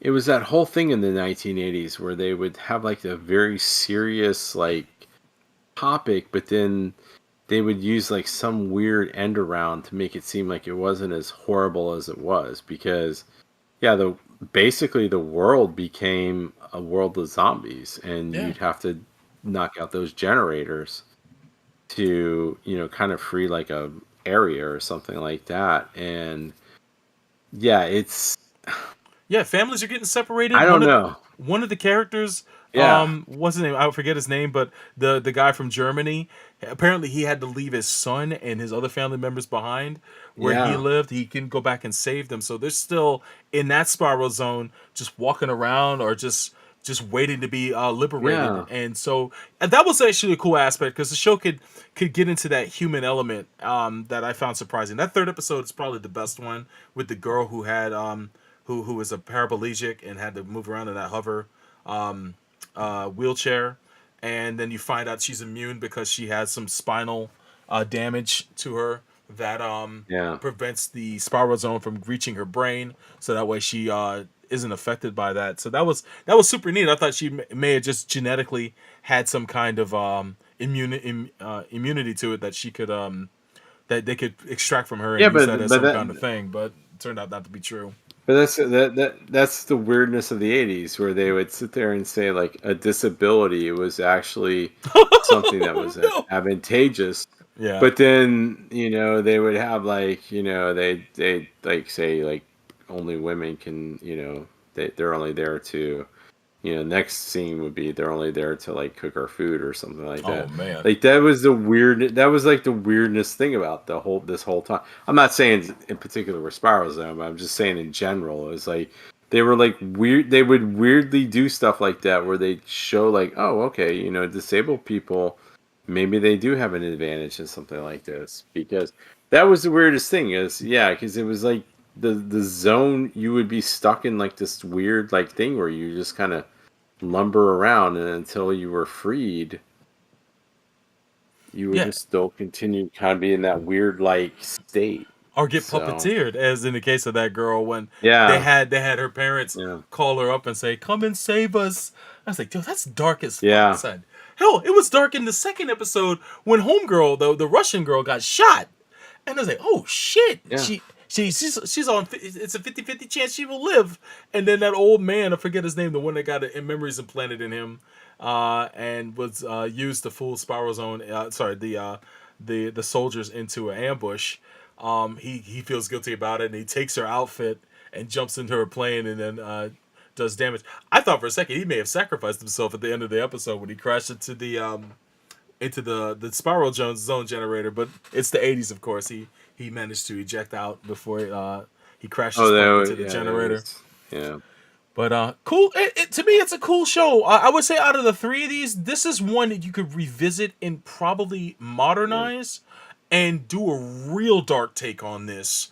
If you really wanted to get at Oh this, yeah. I think this one has the most revisitability to it. You can just get in there, retool it, come up with some even cool designs, and craft an arc through like a 13 episode animated Well, season. I think you can. this is definitely your HBO drama. Yeah, you could do Like this as a live action. I think with Kid Video, that could be a Netflix drama. That could be a Netflix rom com. I think you can do Like something with I that too. honestly feel like that's exactly how it would work. Like I think in some weird way Netflix could make this work. Hmm. Like I don't know why, but I think they could, because it's a ridiculous fucking premise. Yeah. But this one, yeah, I mean, this is like Spiral Zone. It is dark as shit, because you're like, wow, how the hell did this get? Made, How the right? hell did this get greenlit? Even back then, you're like, wow. I mean, Because the way that people look affected by the spiral zone, where it looks like pieces of their skin are missing, or yeah, burnt or diseased, it's so visually striking. And then if you it's take like The that and Walking push it, Dead. I mean, yeah, but the people are sentient. it's like a like kind of a kid friendly version of The Walking Dead, where it's like they're zombies. Yeah, Like the only the thing. Spiral Zone generators make them zombies, Yeah, pretty much. basically they're basically have no willpower of their own.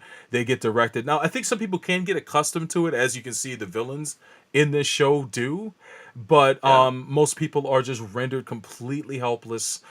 And have to be rescued by destroying those generators. And it's yeah. this small group, because the world's so decimated that they can't even mobilize the military, because they put those generators in tactical places where whole Hmm. military groups are been taken over too. So it is something that could be easily revisited, retooled. You could add horror element to this too, and like you Hmm. can really revisit this and cook with this. And I hope that someone gets the wild hair to do it, because I fuck toys, fuck any merchandise. Just take this premise and run wild with it, and give us one 13-episode season from start to finish. Because this is the type of story I want to see an end to. So don't make this so that way you can run for multiple seasons. Because honestly, I think the show is going to be too high concept to last more than one. So if you do this Yeah. in one fucking shot. Do it as a 10-episode show, an 8-episode show, or a 13, whatever you feel. But just do it right. Give us a compelling story, and let's move on to something else. But yeah, I think this would be a hit if someone adapted this and did it right. Yeah, because my sequel would be on this would be Thundar the Barbarian. Because that's an equally that's No, beyond Thundar! the '80s stuff. Because that's like 1970s or No, 60s that was the mid '80s. She used to come on. Was it mid '80s? Yeah, it was part of the Hanna Barbera. I thought it was older than that because Nah. I remember seeing it at that time, but I thought it was an older show. Oh, that wait, you might be right. Another thing. I'm thinking of Goltar. Fuck, yeah, you're right. Thundar was like early '80s. Thundar, I think, was like early '80s, late '70s. That is another one that's like this. I mean, that's another one I think would be a great. I mean, if I ran HBO, I think I would. Well, I mean, shit. If I ran HBO, it would be that. Shit, it would be everything Lazy Masamoto. I mean, it'd be Captain Harlock of the Asshole and Galaxy Rail. Yeah, hell yeah, dude. Everybody would love it too. Apparently, but yeah. Thundar the Barbarian is I never knew this because I didn't really watch it all that much, but it took place in the future in a post-apocalyptic wasteland. Yes. In 3994. That's what it was. It took place in New York, Los Angeles, Las Vegas. Yo, that's wild as fuck. Holy shit. Oh, dude, it's the most awesome show ever. No way. If you ever watch the opening credits for it, because it's got the greatest. I've never seen a way of doing like, okay, the world is fucked up, but we're gonna tell it in like 30 seconds, and you'll understand like shit sucks, and just go with this. And it's like it's the greatest thing ever. Like, and I think Spiral Zone is kind of in that same type of vein. Yeah, man. Because it's like, oh man, it's such good. Oh, I love that show. I love Thundar the Barbarian. It's proof like, positive oh my God. It's proof positive there were really good concepts in some of these shows, but they were kind of trapped in the medium that we're in, and or they're way ahead of their time. Yeah, way ahead of time. I think a lot of them are way ahead of their time. They're handcuffed because of their audience as well. You know, you can't really make this too in depth or too graphic for children. So, but if you revisit these concepts, now, some of these would. I also think that time period was a time where you could, if you made it in a weird way and you put enough where it was kind of like silly and a kids thing, they'd put it up on TV or whatever. Because I don't think honestly would Spiral Zone be.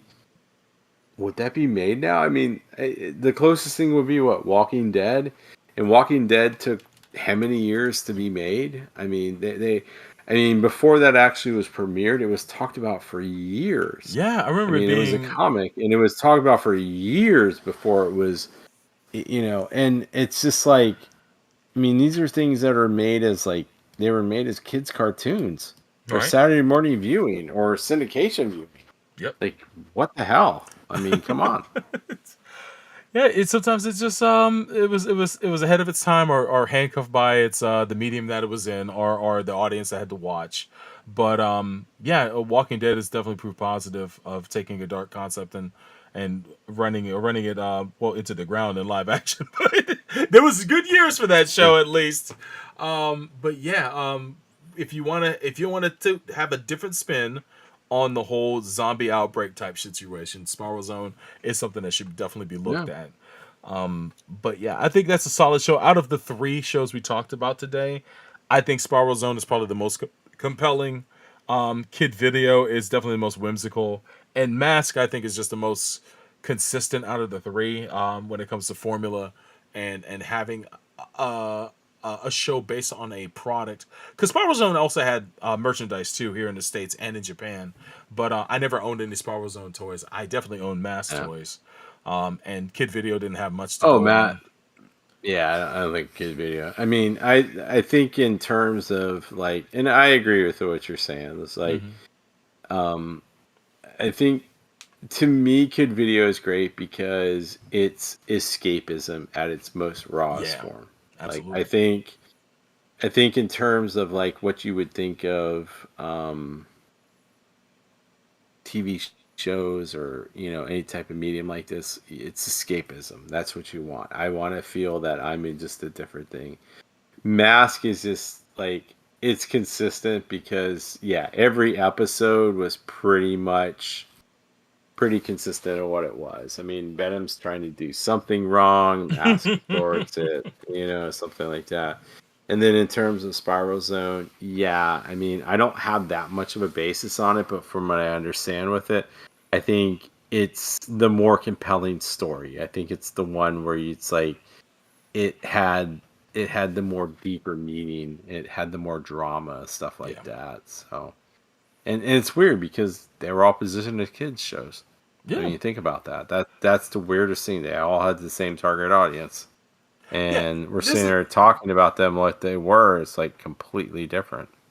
There's a telling scene in Spiral Zone 2 with in the first episode where the leader, I think his name's God, it's something I forget his name, but the Duke looking guy, he's having Oh, a briefing with his team and telling them that we're going to leave at 0800 hours or something like that. And then the one Russian woman asks him a question. And he talks about he has to be at the ready for his team and all that stuff. You give me a little insight on the characters that I didn't expect the show to have. There's a Japanese person in this team, by the way. He gets enamored with some kind of simulator in the first episode, but it's a device to hypnotize him so that way he ends up going into the spiral zone and captured by the enemy. But yeah, it's a cool show. Definitely dip your toe into it if you haven't yet. The animation is pretty solid. From the first three episodes I watched, but I've watched other random episodes too, and some episodes are not animated well because those are the ACOM episodes. ACOM I think grew from being Anime Friend, which we're all familiar with because of Macross and other shows watching other shows in the '80s.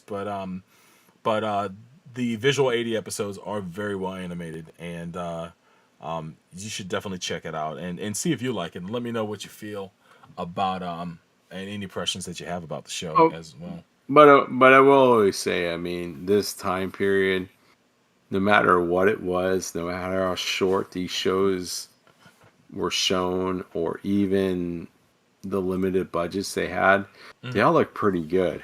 Yep.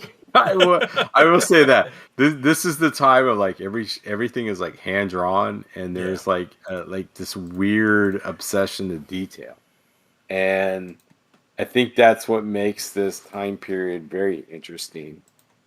I'm not gonna sit here and tell you that it's the greatest time period ever because a lot of the stuff is shit.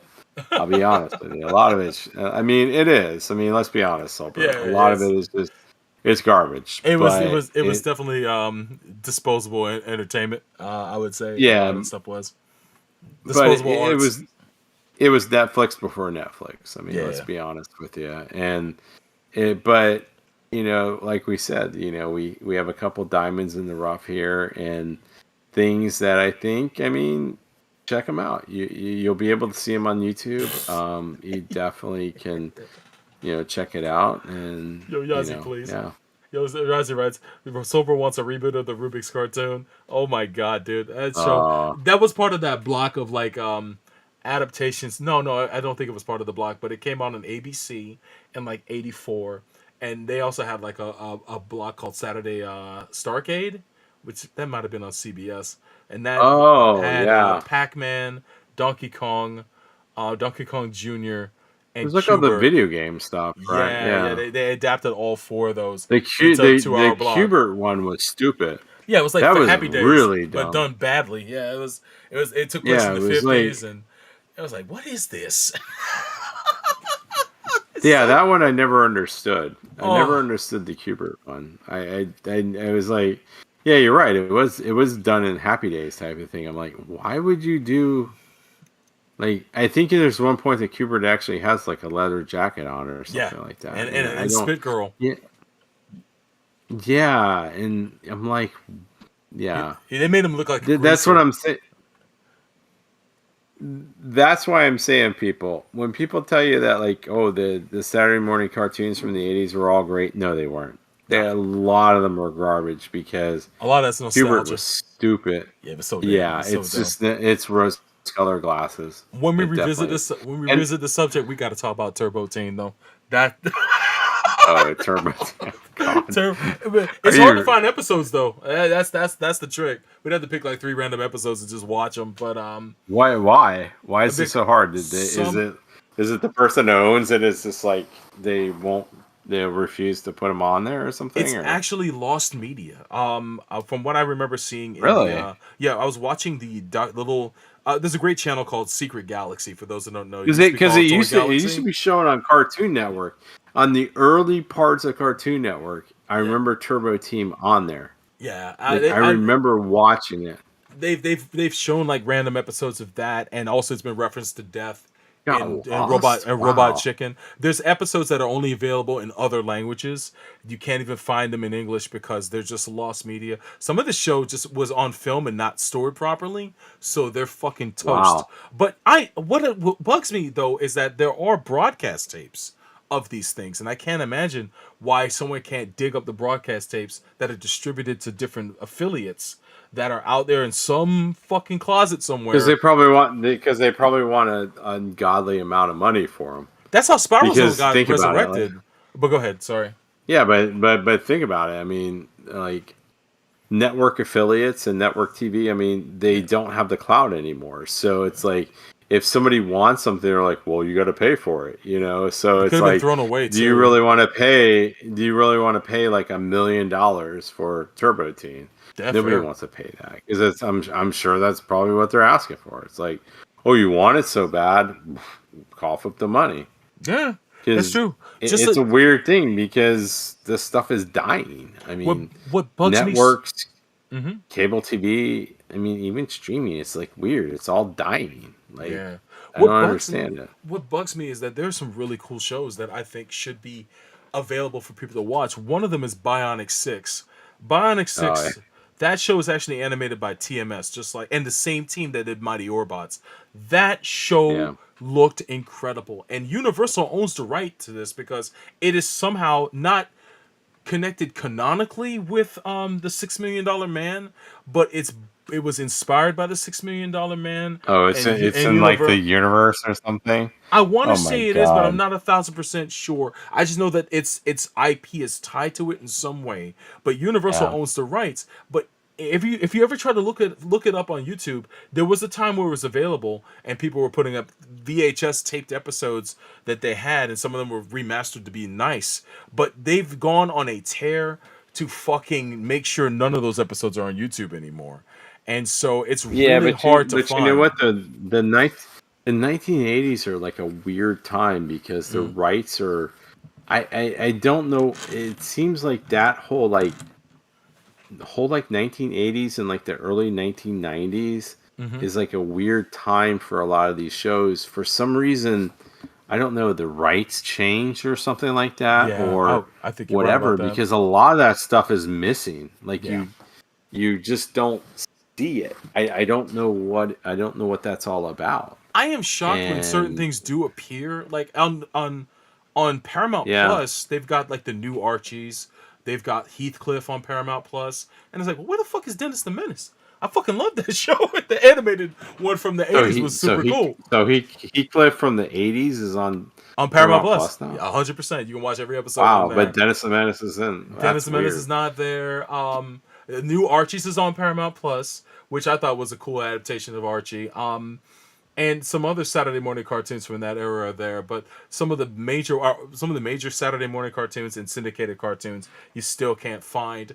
There's one I really do enjoy, which it also looked incredible, and it's animated by TMS2, and it's called Starcom. It was a show that was Oh, I remember that. conceptualized. Yeah. It's conceptualized by in part by NASA, and it's 13 Yeah. episodes. You can actually watch it. I want to say it's on YouTube to watch for free, but it's also on Pluto. If you want to watch it on Pluto, you can just go to the search and pull it up and watch it there. But Starcom looks incredibly slick. It's corny as fuck, but But it is actually one of the best looking animated series I have ever seen. You sit down and watch it, it's like, man, they really had some animation fucking legends working on this show. I don't know how much money they spent on it, but the action scenes look incredible in that. Tiger Sharks, yo, Rob, I tell you, man, Tiger Sharks is one I would love to revisit. One of my favorite female characters is in that show. I forget her name. It's she's the on the villain side. She has like this fucking name. It's easy to say. I can't remember it though. I'm so mad. But she looks like a samurai. Fucking cool character, cool ass show. And that was a short show. That was part of the comic strip, which was a Rankin Bass show that aired throughout the week. Octessa. Was that? Oh, Octessa. Octessa. No, that's not her name. It's not her name. It's Soulmate. Soulmate, but it's Sole.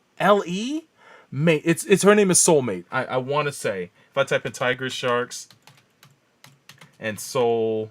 Oh yeah, Mate. Yeah. There's a lot of stuff. Like I said, it's weird though because you're right. How do you see some of this stuff? And it does seem like that there's even on YouTube. I mean, YouTube's got a lot of stuff, and it seems like there's like that whole like kind of like 1984 to like maybe like 1995 where some of the stuff you think you would see it, and it's just I don't know. I don't know if it's a rights issue or what the hell it is, and it's just really kind of bizarre. I don't know, because you would imagine since Thunder Sharks, I believe, Thundercats is on Hulu, and I want to say maybe what's it called, the other show, the Silverhawks, it may also be there too. They would license the comic strip to be on there, but I've only been able to find the comic strip on YouTube disparately.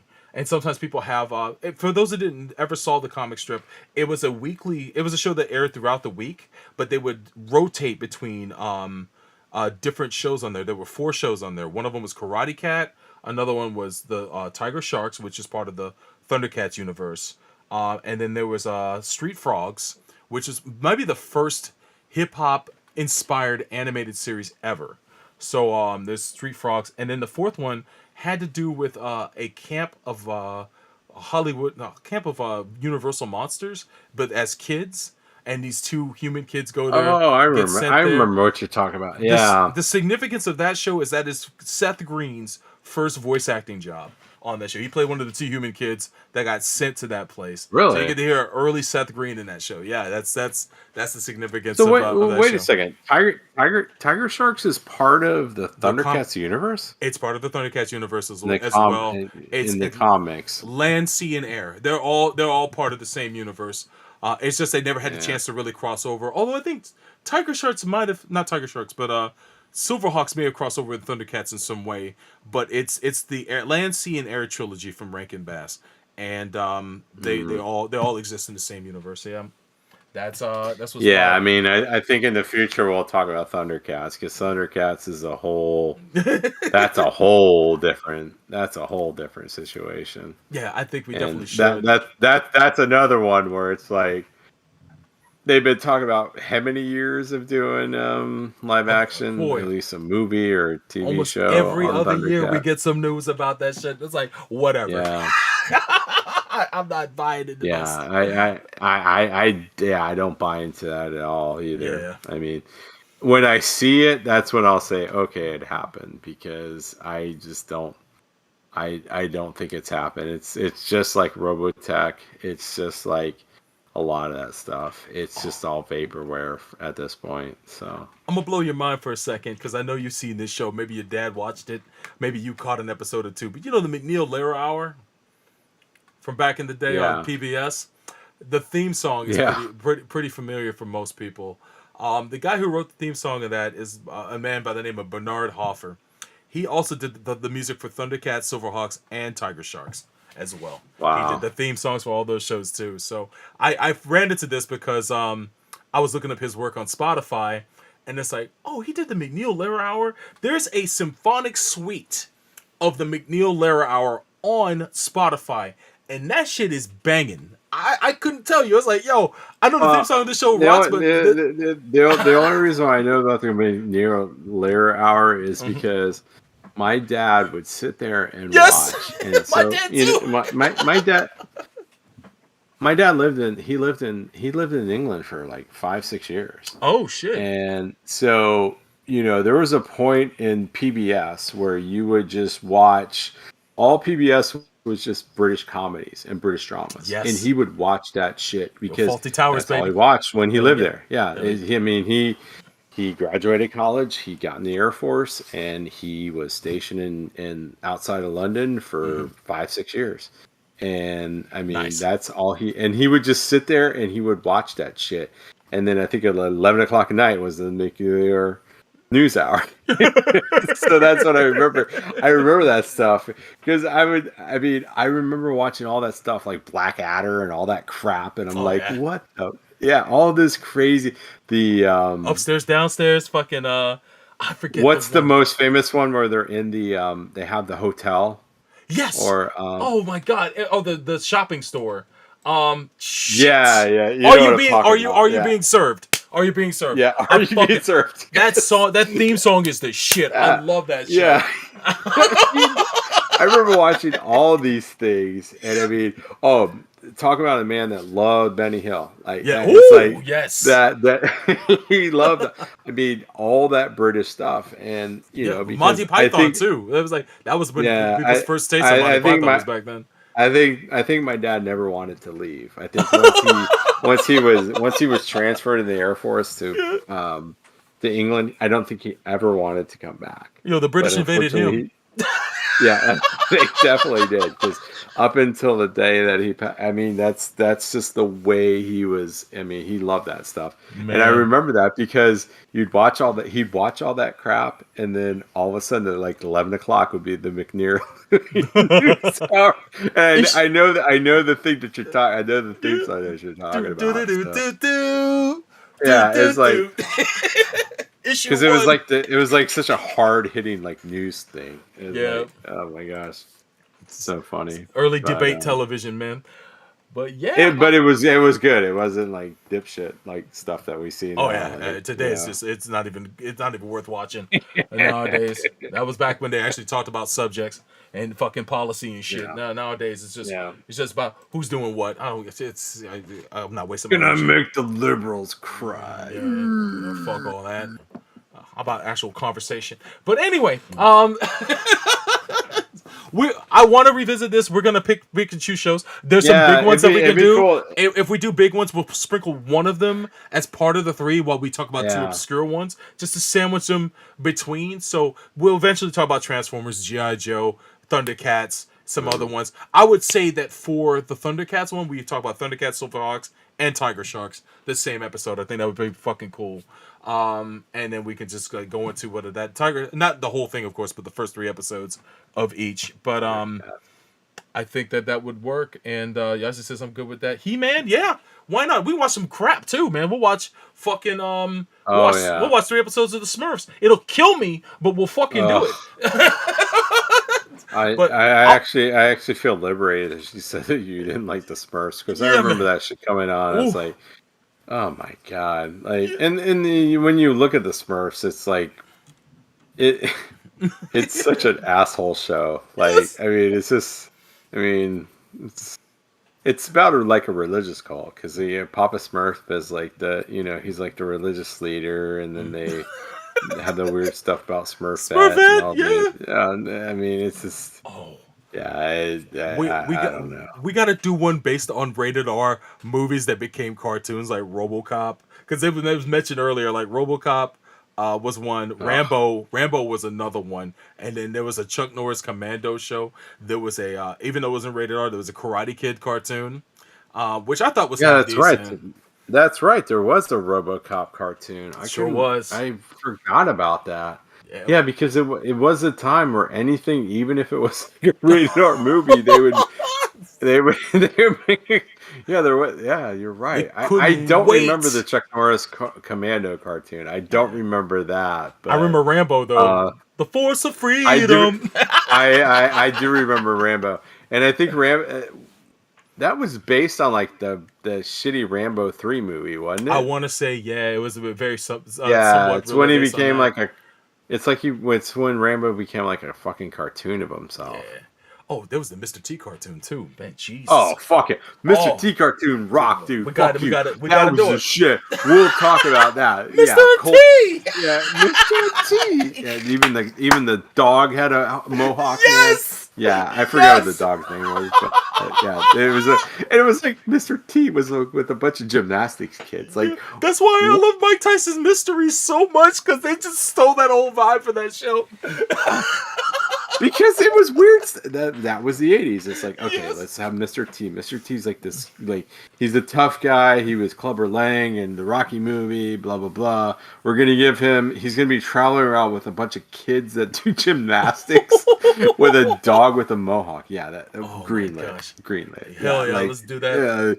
the 13 episodes, possibly season 2. Like, that's how it was back then. Oh my god. Why?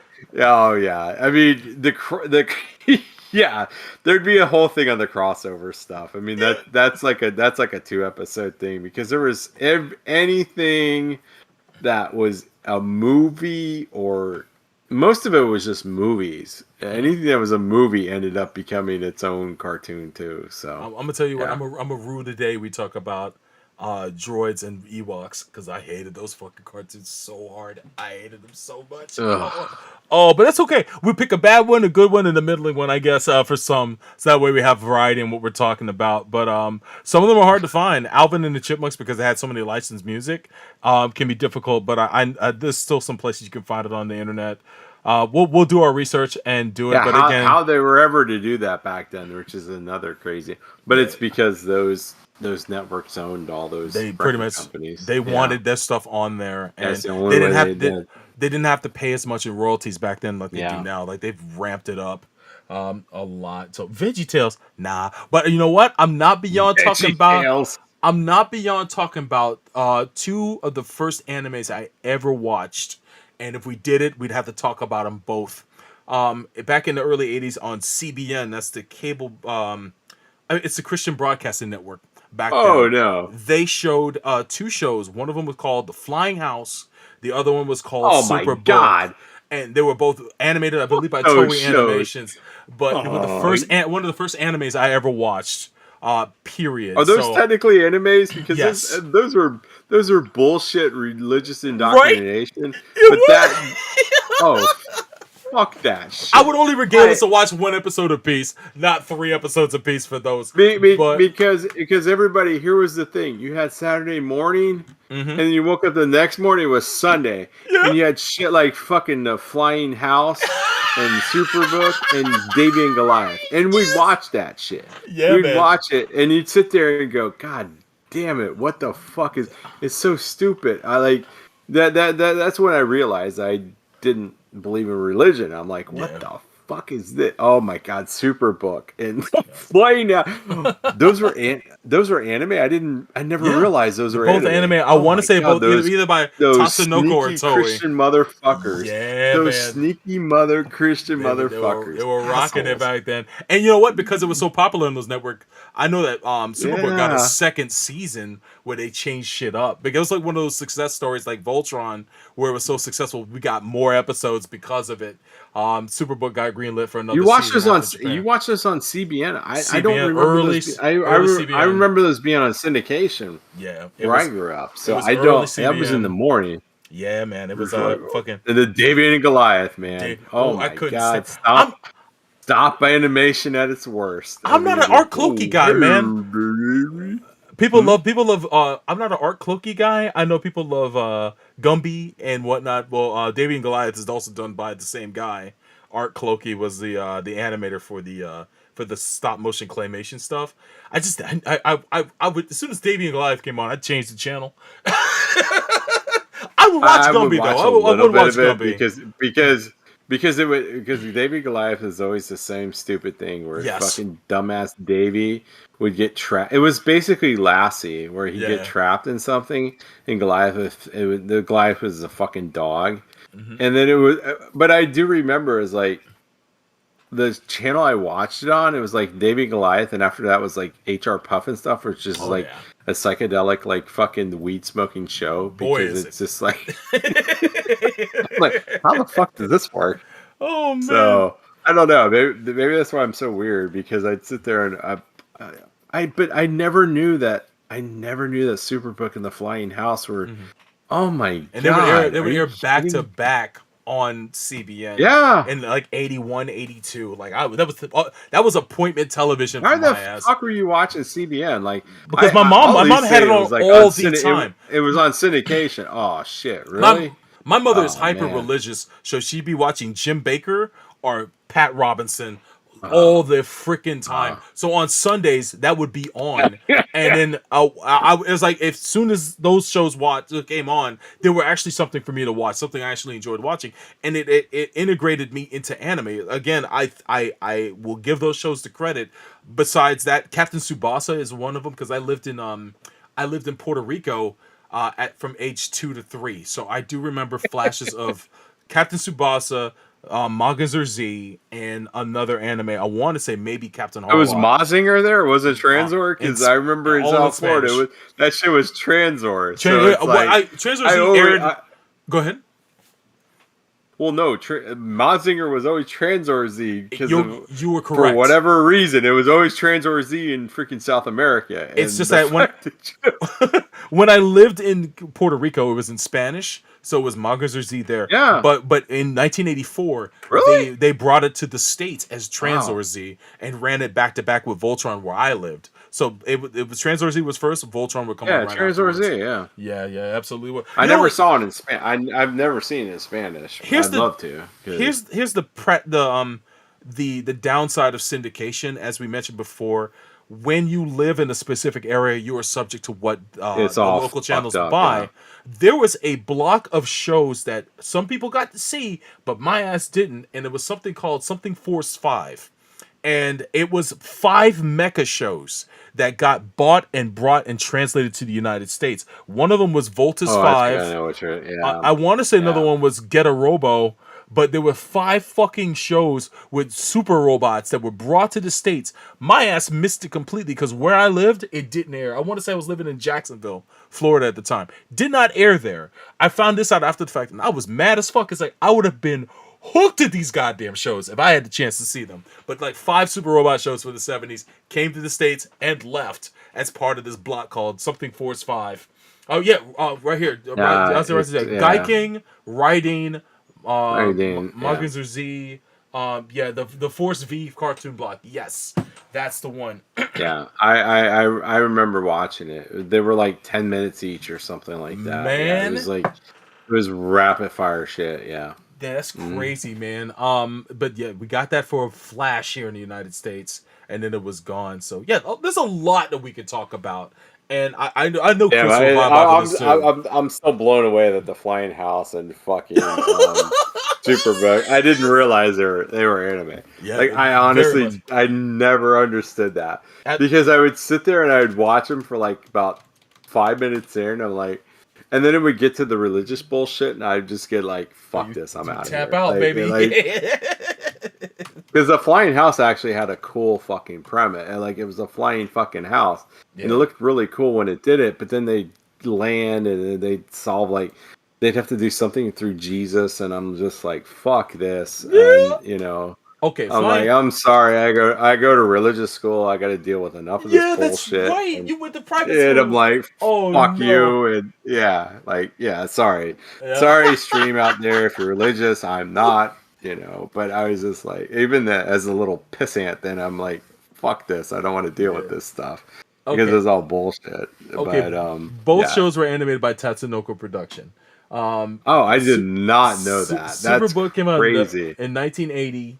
1981 to 1982 was season 1. 1983 season 2. And Superbook was really weird because it was always like they never talked. I don't think they ever really talked about what the book was, but you knew it was the Bible. oh, Like that was 1,000%. the weirdest thing about it. Yeah, Yeah, it was a like magic Bible that would take them back in I don't know time. how the fuck they did that, but I'm like, it was like, okay, this is and he used it to, if I remember correctly, that little fucker used it to just go to different things. Yeah, Like, they would go to a certain part of the Bible and it would take them back in time to that yeah, time, and they would interact yeah. with Bible figures and all that stuff. Yeah, it was But they did interact with Bible figures, but they looked like people from now, but they were like yeah. saying like it's like 2,000 years ago. I'm like, what the fuck is this?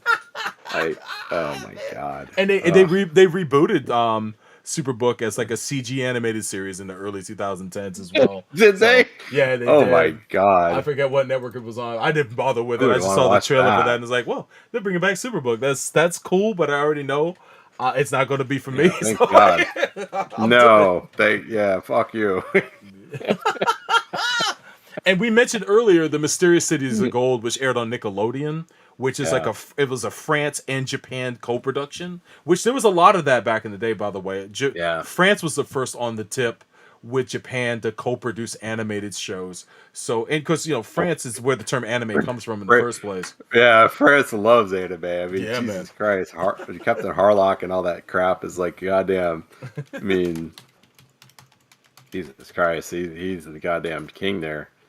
So He is, man. But yeah, good fucking subject, man. I fucking vibed off of this for real, yeah, man. Good shit. yeah. I can't wait to see what Chris has got to say on some of this stuff too, Yeah. because it'll be interesting.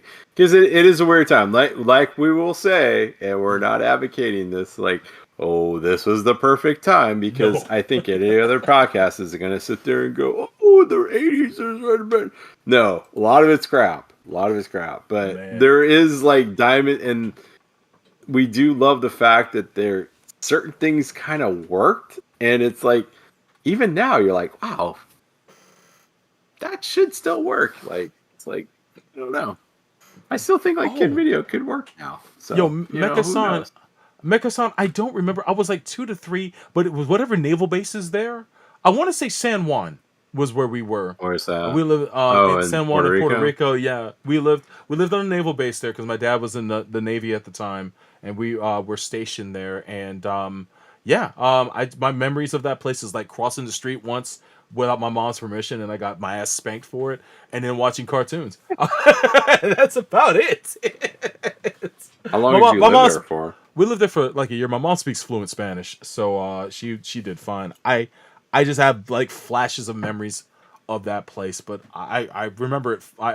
My memories of that place are fond though, so it's why they. And Rob, yes, one of the shows we definitely touch upon is Jace and the motherfucking Wheel Warriors. That for a second was on Netflix. Oh my god. That was on Netflix for a second. Yeah. And then it was gone. Was it? And yeah, like it had like Really? a select few episodes on there. But it's like, yo, this is on Netflix, yo. And I fucking watched them at least 2 or 3 times. But the music, the opening theme for that show rocks harder than fuck, man. It's so good. Cool process. It's based on Jason and the Argonauts. It's like a future Yeah. retelling of that story. So yeah, it's pretty Yeah. cool. Pole Position's also dope as well, Yazzie. Good shit. But yeah, we should. Well, if anything, Yeah. we ran long tonight. Thank you for hanging in there. That is true, because it's like anything that was like a movie or a video game at that time had its own Saturday morning cartoon or syndicated cartoon. They had everything. I never understood how Pole Position had its own show. It It's sure like, did. wow. It was. I look at that show as actually a prototype for M.A.S.K. It's animated by the same people, by the way. It came out the year before M.A.S.K. Oh, is did. it? Yeah, it's by Ashi Production. Yeah. And they had some of the same creative staff, but you can see some of the ideas in that show, and they borrowed from M.A.S.K. later on. But yeah, Pole Position's cool. It has a great theme song, I would say. A lot of those shows back there did as well. Oh yeah. But yeah, that's it for me. I know we could talk about this all night, but Yeah. I'm gonna throw it back to you. We gotta get going. Yeah, we definitely do. All right. But thank you guys for being a All right, part of dude. this tonight. Go ahead. Sorry. Yeah, sorry it was like so haphazard. I don't know what's going on with Soul Bro's computer. We'll have to get that squared away. But we were able to get on there. Thank you for joining us tonight. And like I said, if we, I know we bypassed the news, and that was just we'll catch up with it next episode. Yeah. Especially when Chris is back.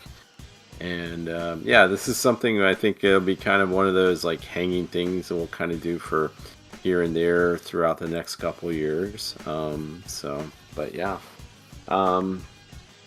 So, bro, anything before we go into our closing here? Yeah, just guys check the websites, MAHQ.net.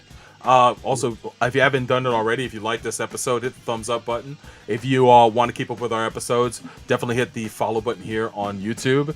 And apologize for anybody who wanted to watch it on Twitch. It'll be the stream will be back up there next time, and I'll get these technical issues taken care of. But you guys always appreciate it. Thanks for supporting us and rocking with us. And I know we only have like one episode left for the year. And that'll be when Chris comes back. You guys probably guess what we're going to talk about, but I'll keep that secret.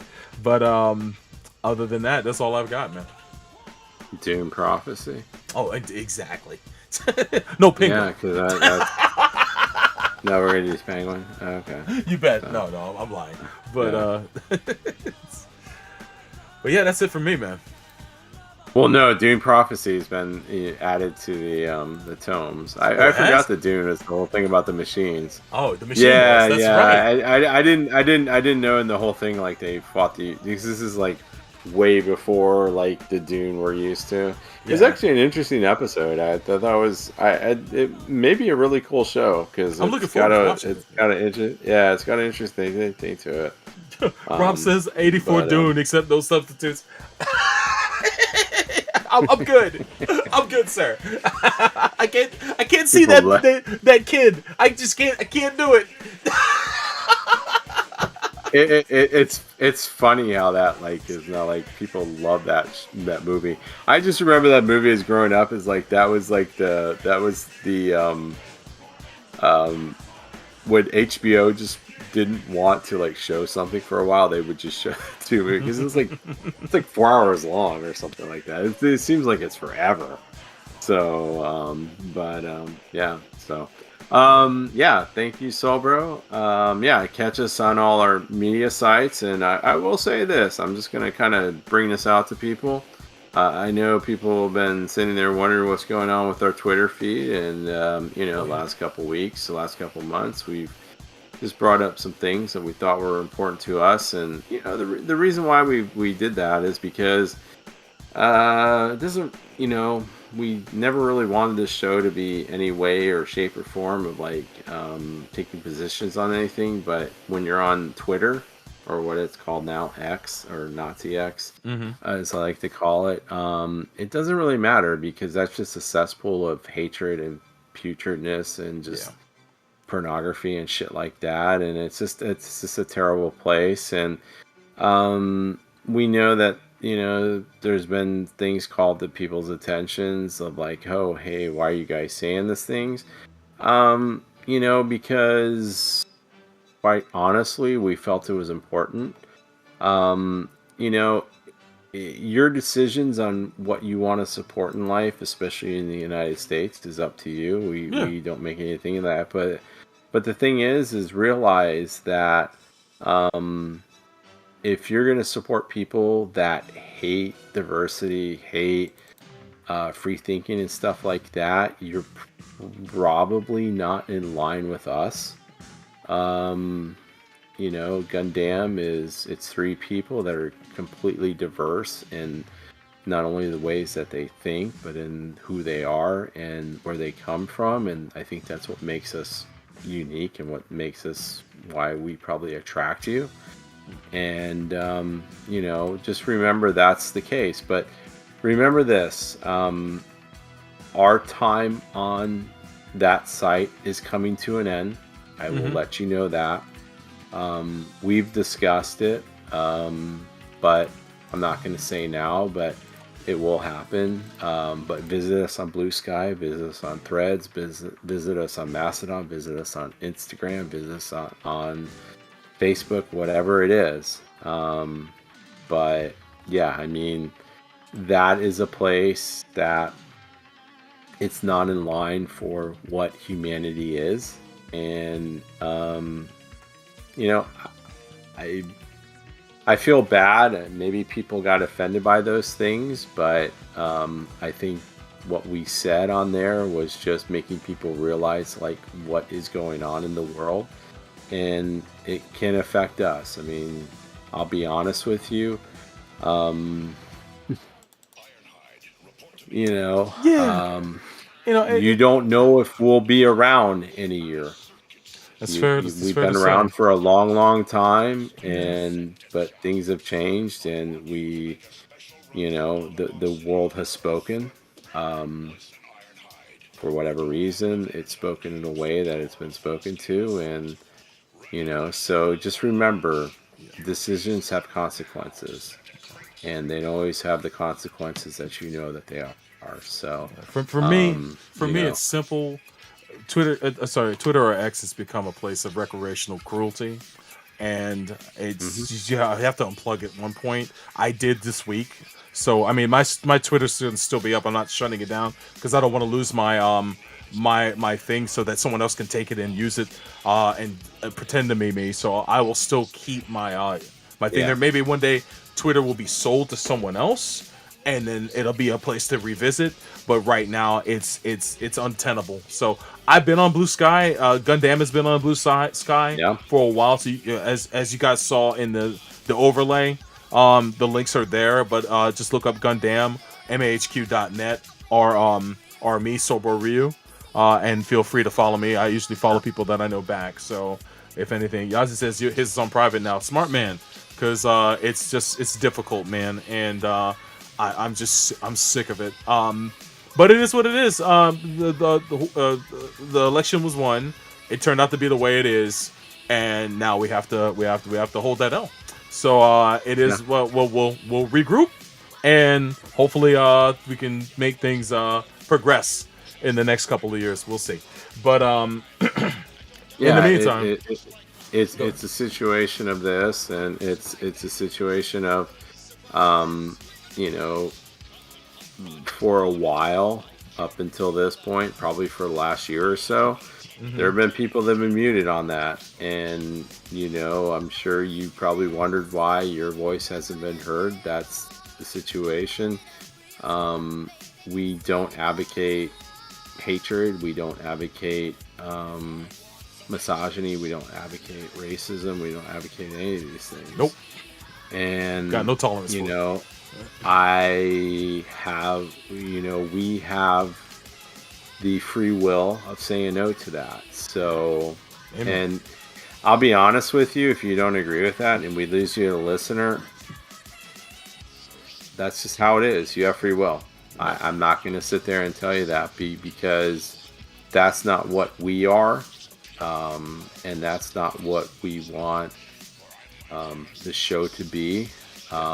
Like I said, it's three people that are from three different places, from Walks of life. three different backgrounds and everything like that, and that's what makes it work. Unfortunately, we saw things that were going on in our society that were against that, and I mean, we're being pretty front up with you. Decisions have been made, and I don't know. Will we be here in November of 2025? I don't know. So just think about that. And, you know, for those that are not happy with the way things are going on, remember, don't lose hope. Always fight. And, And that there's an election in two evil, years. Be a part of it, as well as all, yes. politics on the local level. Do what you can, keep up with that. Stay informed is the main thing. Yeah. A lot of people Yeah. walked into this last election ignorant of what even was going on, or if Joe Biden was Yeah. even running. So that shocked me out of my mind because I did nothing but keep up with it for the last 2 years, and to know that people just didn't know anything is kind of crazy to me. But again, keep up hope and become active and take part in the 2026 election. I can't stress to you how important that is because it can help to turn the tide. And then the 2028, that's the next big one.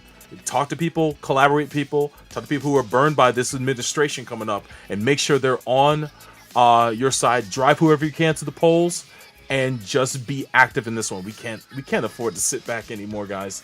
So it is No. what it is. After watching Yeah. years of Gundam and science fiction in general, you recognize political figures that don't mean you well all the fucking time, and some people come coded like Exactly. other ones. So it's easy for us, cats like us, to read dictators, demigods, and people who don't mean well for us easily, because we've seen them depicted in fiction, and fiction is based in history. So yeah, man, it's not hard when you see someone's coded that's gonna be bad for other people. And I feel for anybody who's lost family over this, our friends. But again, 2 years from now, we can start to make a difference. 4 years from now, we can make a big difference. Definitely stay energized. Don't lose. Oh, when the 2000 election happened and that fiasco happened right here in fucking Florida, believe me, it knocked the wind out of my goddamn sails. So I've been through this before. We'll go through this again, but we can rebound too. We've seen it happen before. So stay strong, motherfuckers. We got this. Yeah, and like you said, you know, you may lose friends, you may lose family. Yeah. That's how it is. Don't back down, because guess what? Those people will not back down. I think that's the thing you have to understand on this, is they're not going to back down from their thing. And like I said, for those out there that maybe were taken aback by that, that's the realization, because we never intended us to be in that situation, but because that social media site became what it was, we felt that, and if you look at those posts, there was just meaning to bring facts and counteracting basically disinformation on there. And like I said, if you don't like that and you feel that we're overstepping, that's entirely your decision. That's why we saved this for the last episode. So anybody who is politically opposed, I'm sure, tuned out already before now. But anybody who's left, thank you for listening, and know that you're not alone. Just know that you're not alone. We feel you. We feel we feel what you feel. A lot of ways it feels like a betrayal, but at the same time, it's how politics are. So we just got to come back harder, and I hope that you guys stay vigilant and don't throw away your vote ever. Don't ever fucking do that. Don't vote for never vote for a spoiler candidate. It's a fucking trick every goddamn time. Vote for someone with, and know that sometimes when you vote for someone, you don't have to be a fan for someone that you vote for. Just to vote for the best person for the job. But the person that knows they're going to do right by you and your people, even if not everything is great about them. I know people don't want to accept mediocrity, and I don't want to accept someone who's like just towing the line, but I think the decision was clear cut in this election, and people went the other way for a litany of reasons, and I've got to hold that. And again, we'll come back much better, much more informed, and certain things about this administration are going to turn people in our direction. So make sure y'all recognize that, and make sure they stay energized to vote in the opposite direction next time. Love you guys. Please stay safe. And please keep your head on the swivel. And that's all I got. Right. Yeah, and just and you know, just to reiterate what he's saying, I mean, you have to be that way, because if you want to continue to hear us, that's going to be the situation on that. Yeah. It's not a threat, it's not anything, but it's a simple thing of reality that could happen. I mean, you have a situation where, you know, our voices could be silenced. So I don't think people honestly understand how that works. And you're saying, well, why would anybody care about three idiots talking about mecha anime? Well, that's what happens in authoritarian, fascist theocracies. Yeah. So that's the way you have to. It's time to become adults and think about it in that way. So absolutely. But thank you everybody for supporting us. We'll be back in a few weeks with episode 305 with Chris. So we'll have lots of fun, because Chris will come back and he won't bring us down. No. No, he'll have fun stories for us. I mean, I'm looking forward to that. Yeah, we've seen part of it. I've seen a Shiba with a motorcycle helmet, so that's all I need to see already. So even though my Shiba would never do that, but thank you everybody, and we'll be back in a couple weeks. Thank you.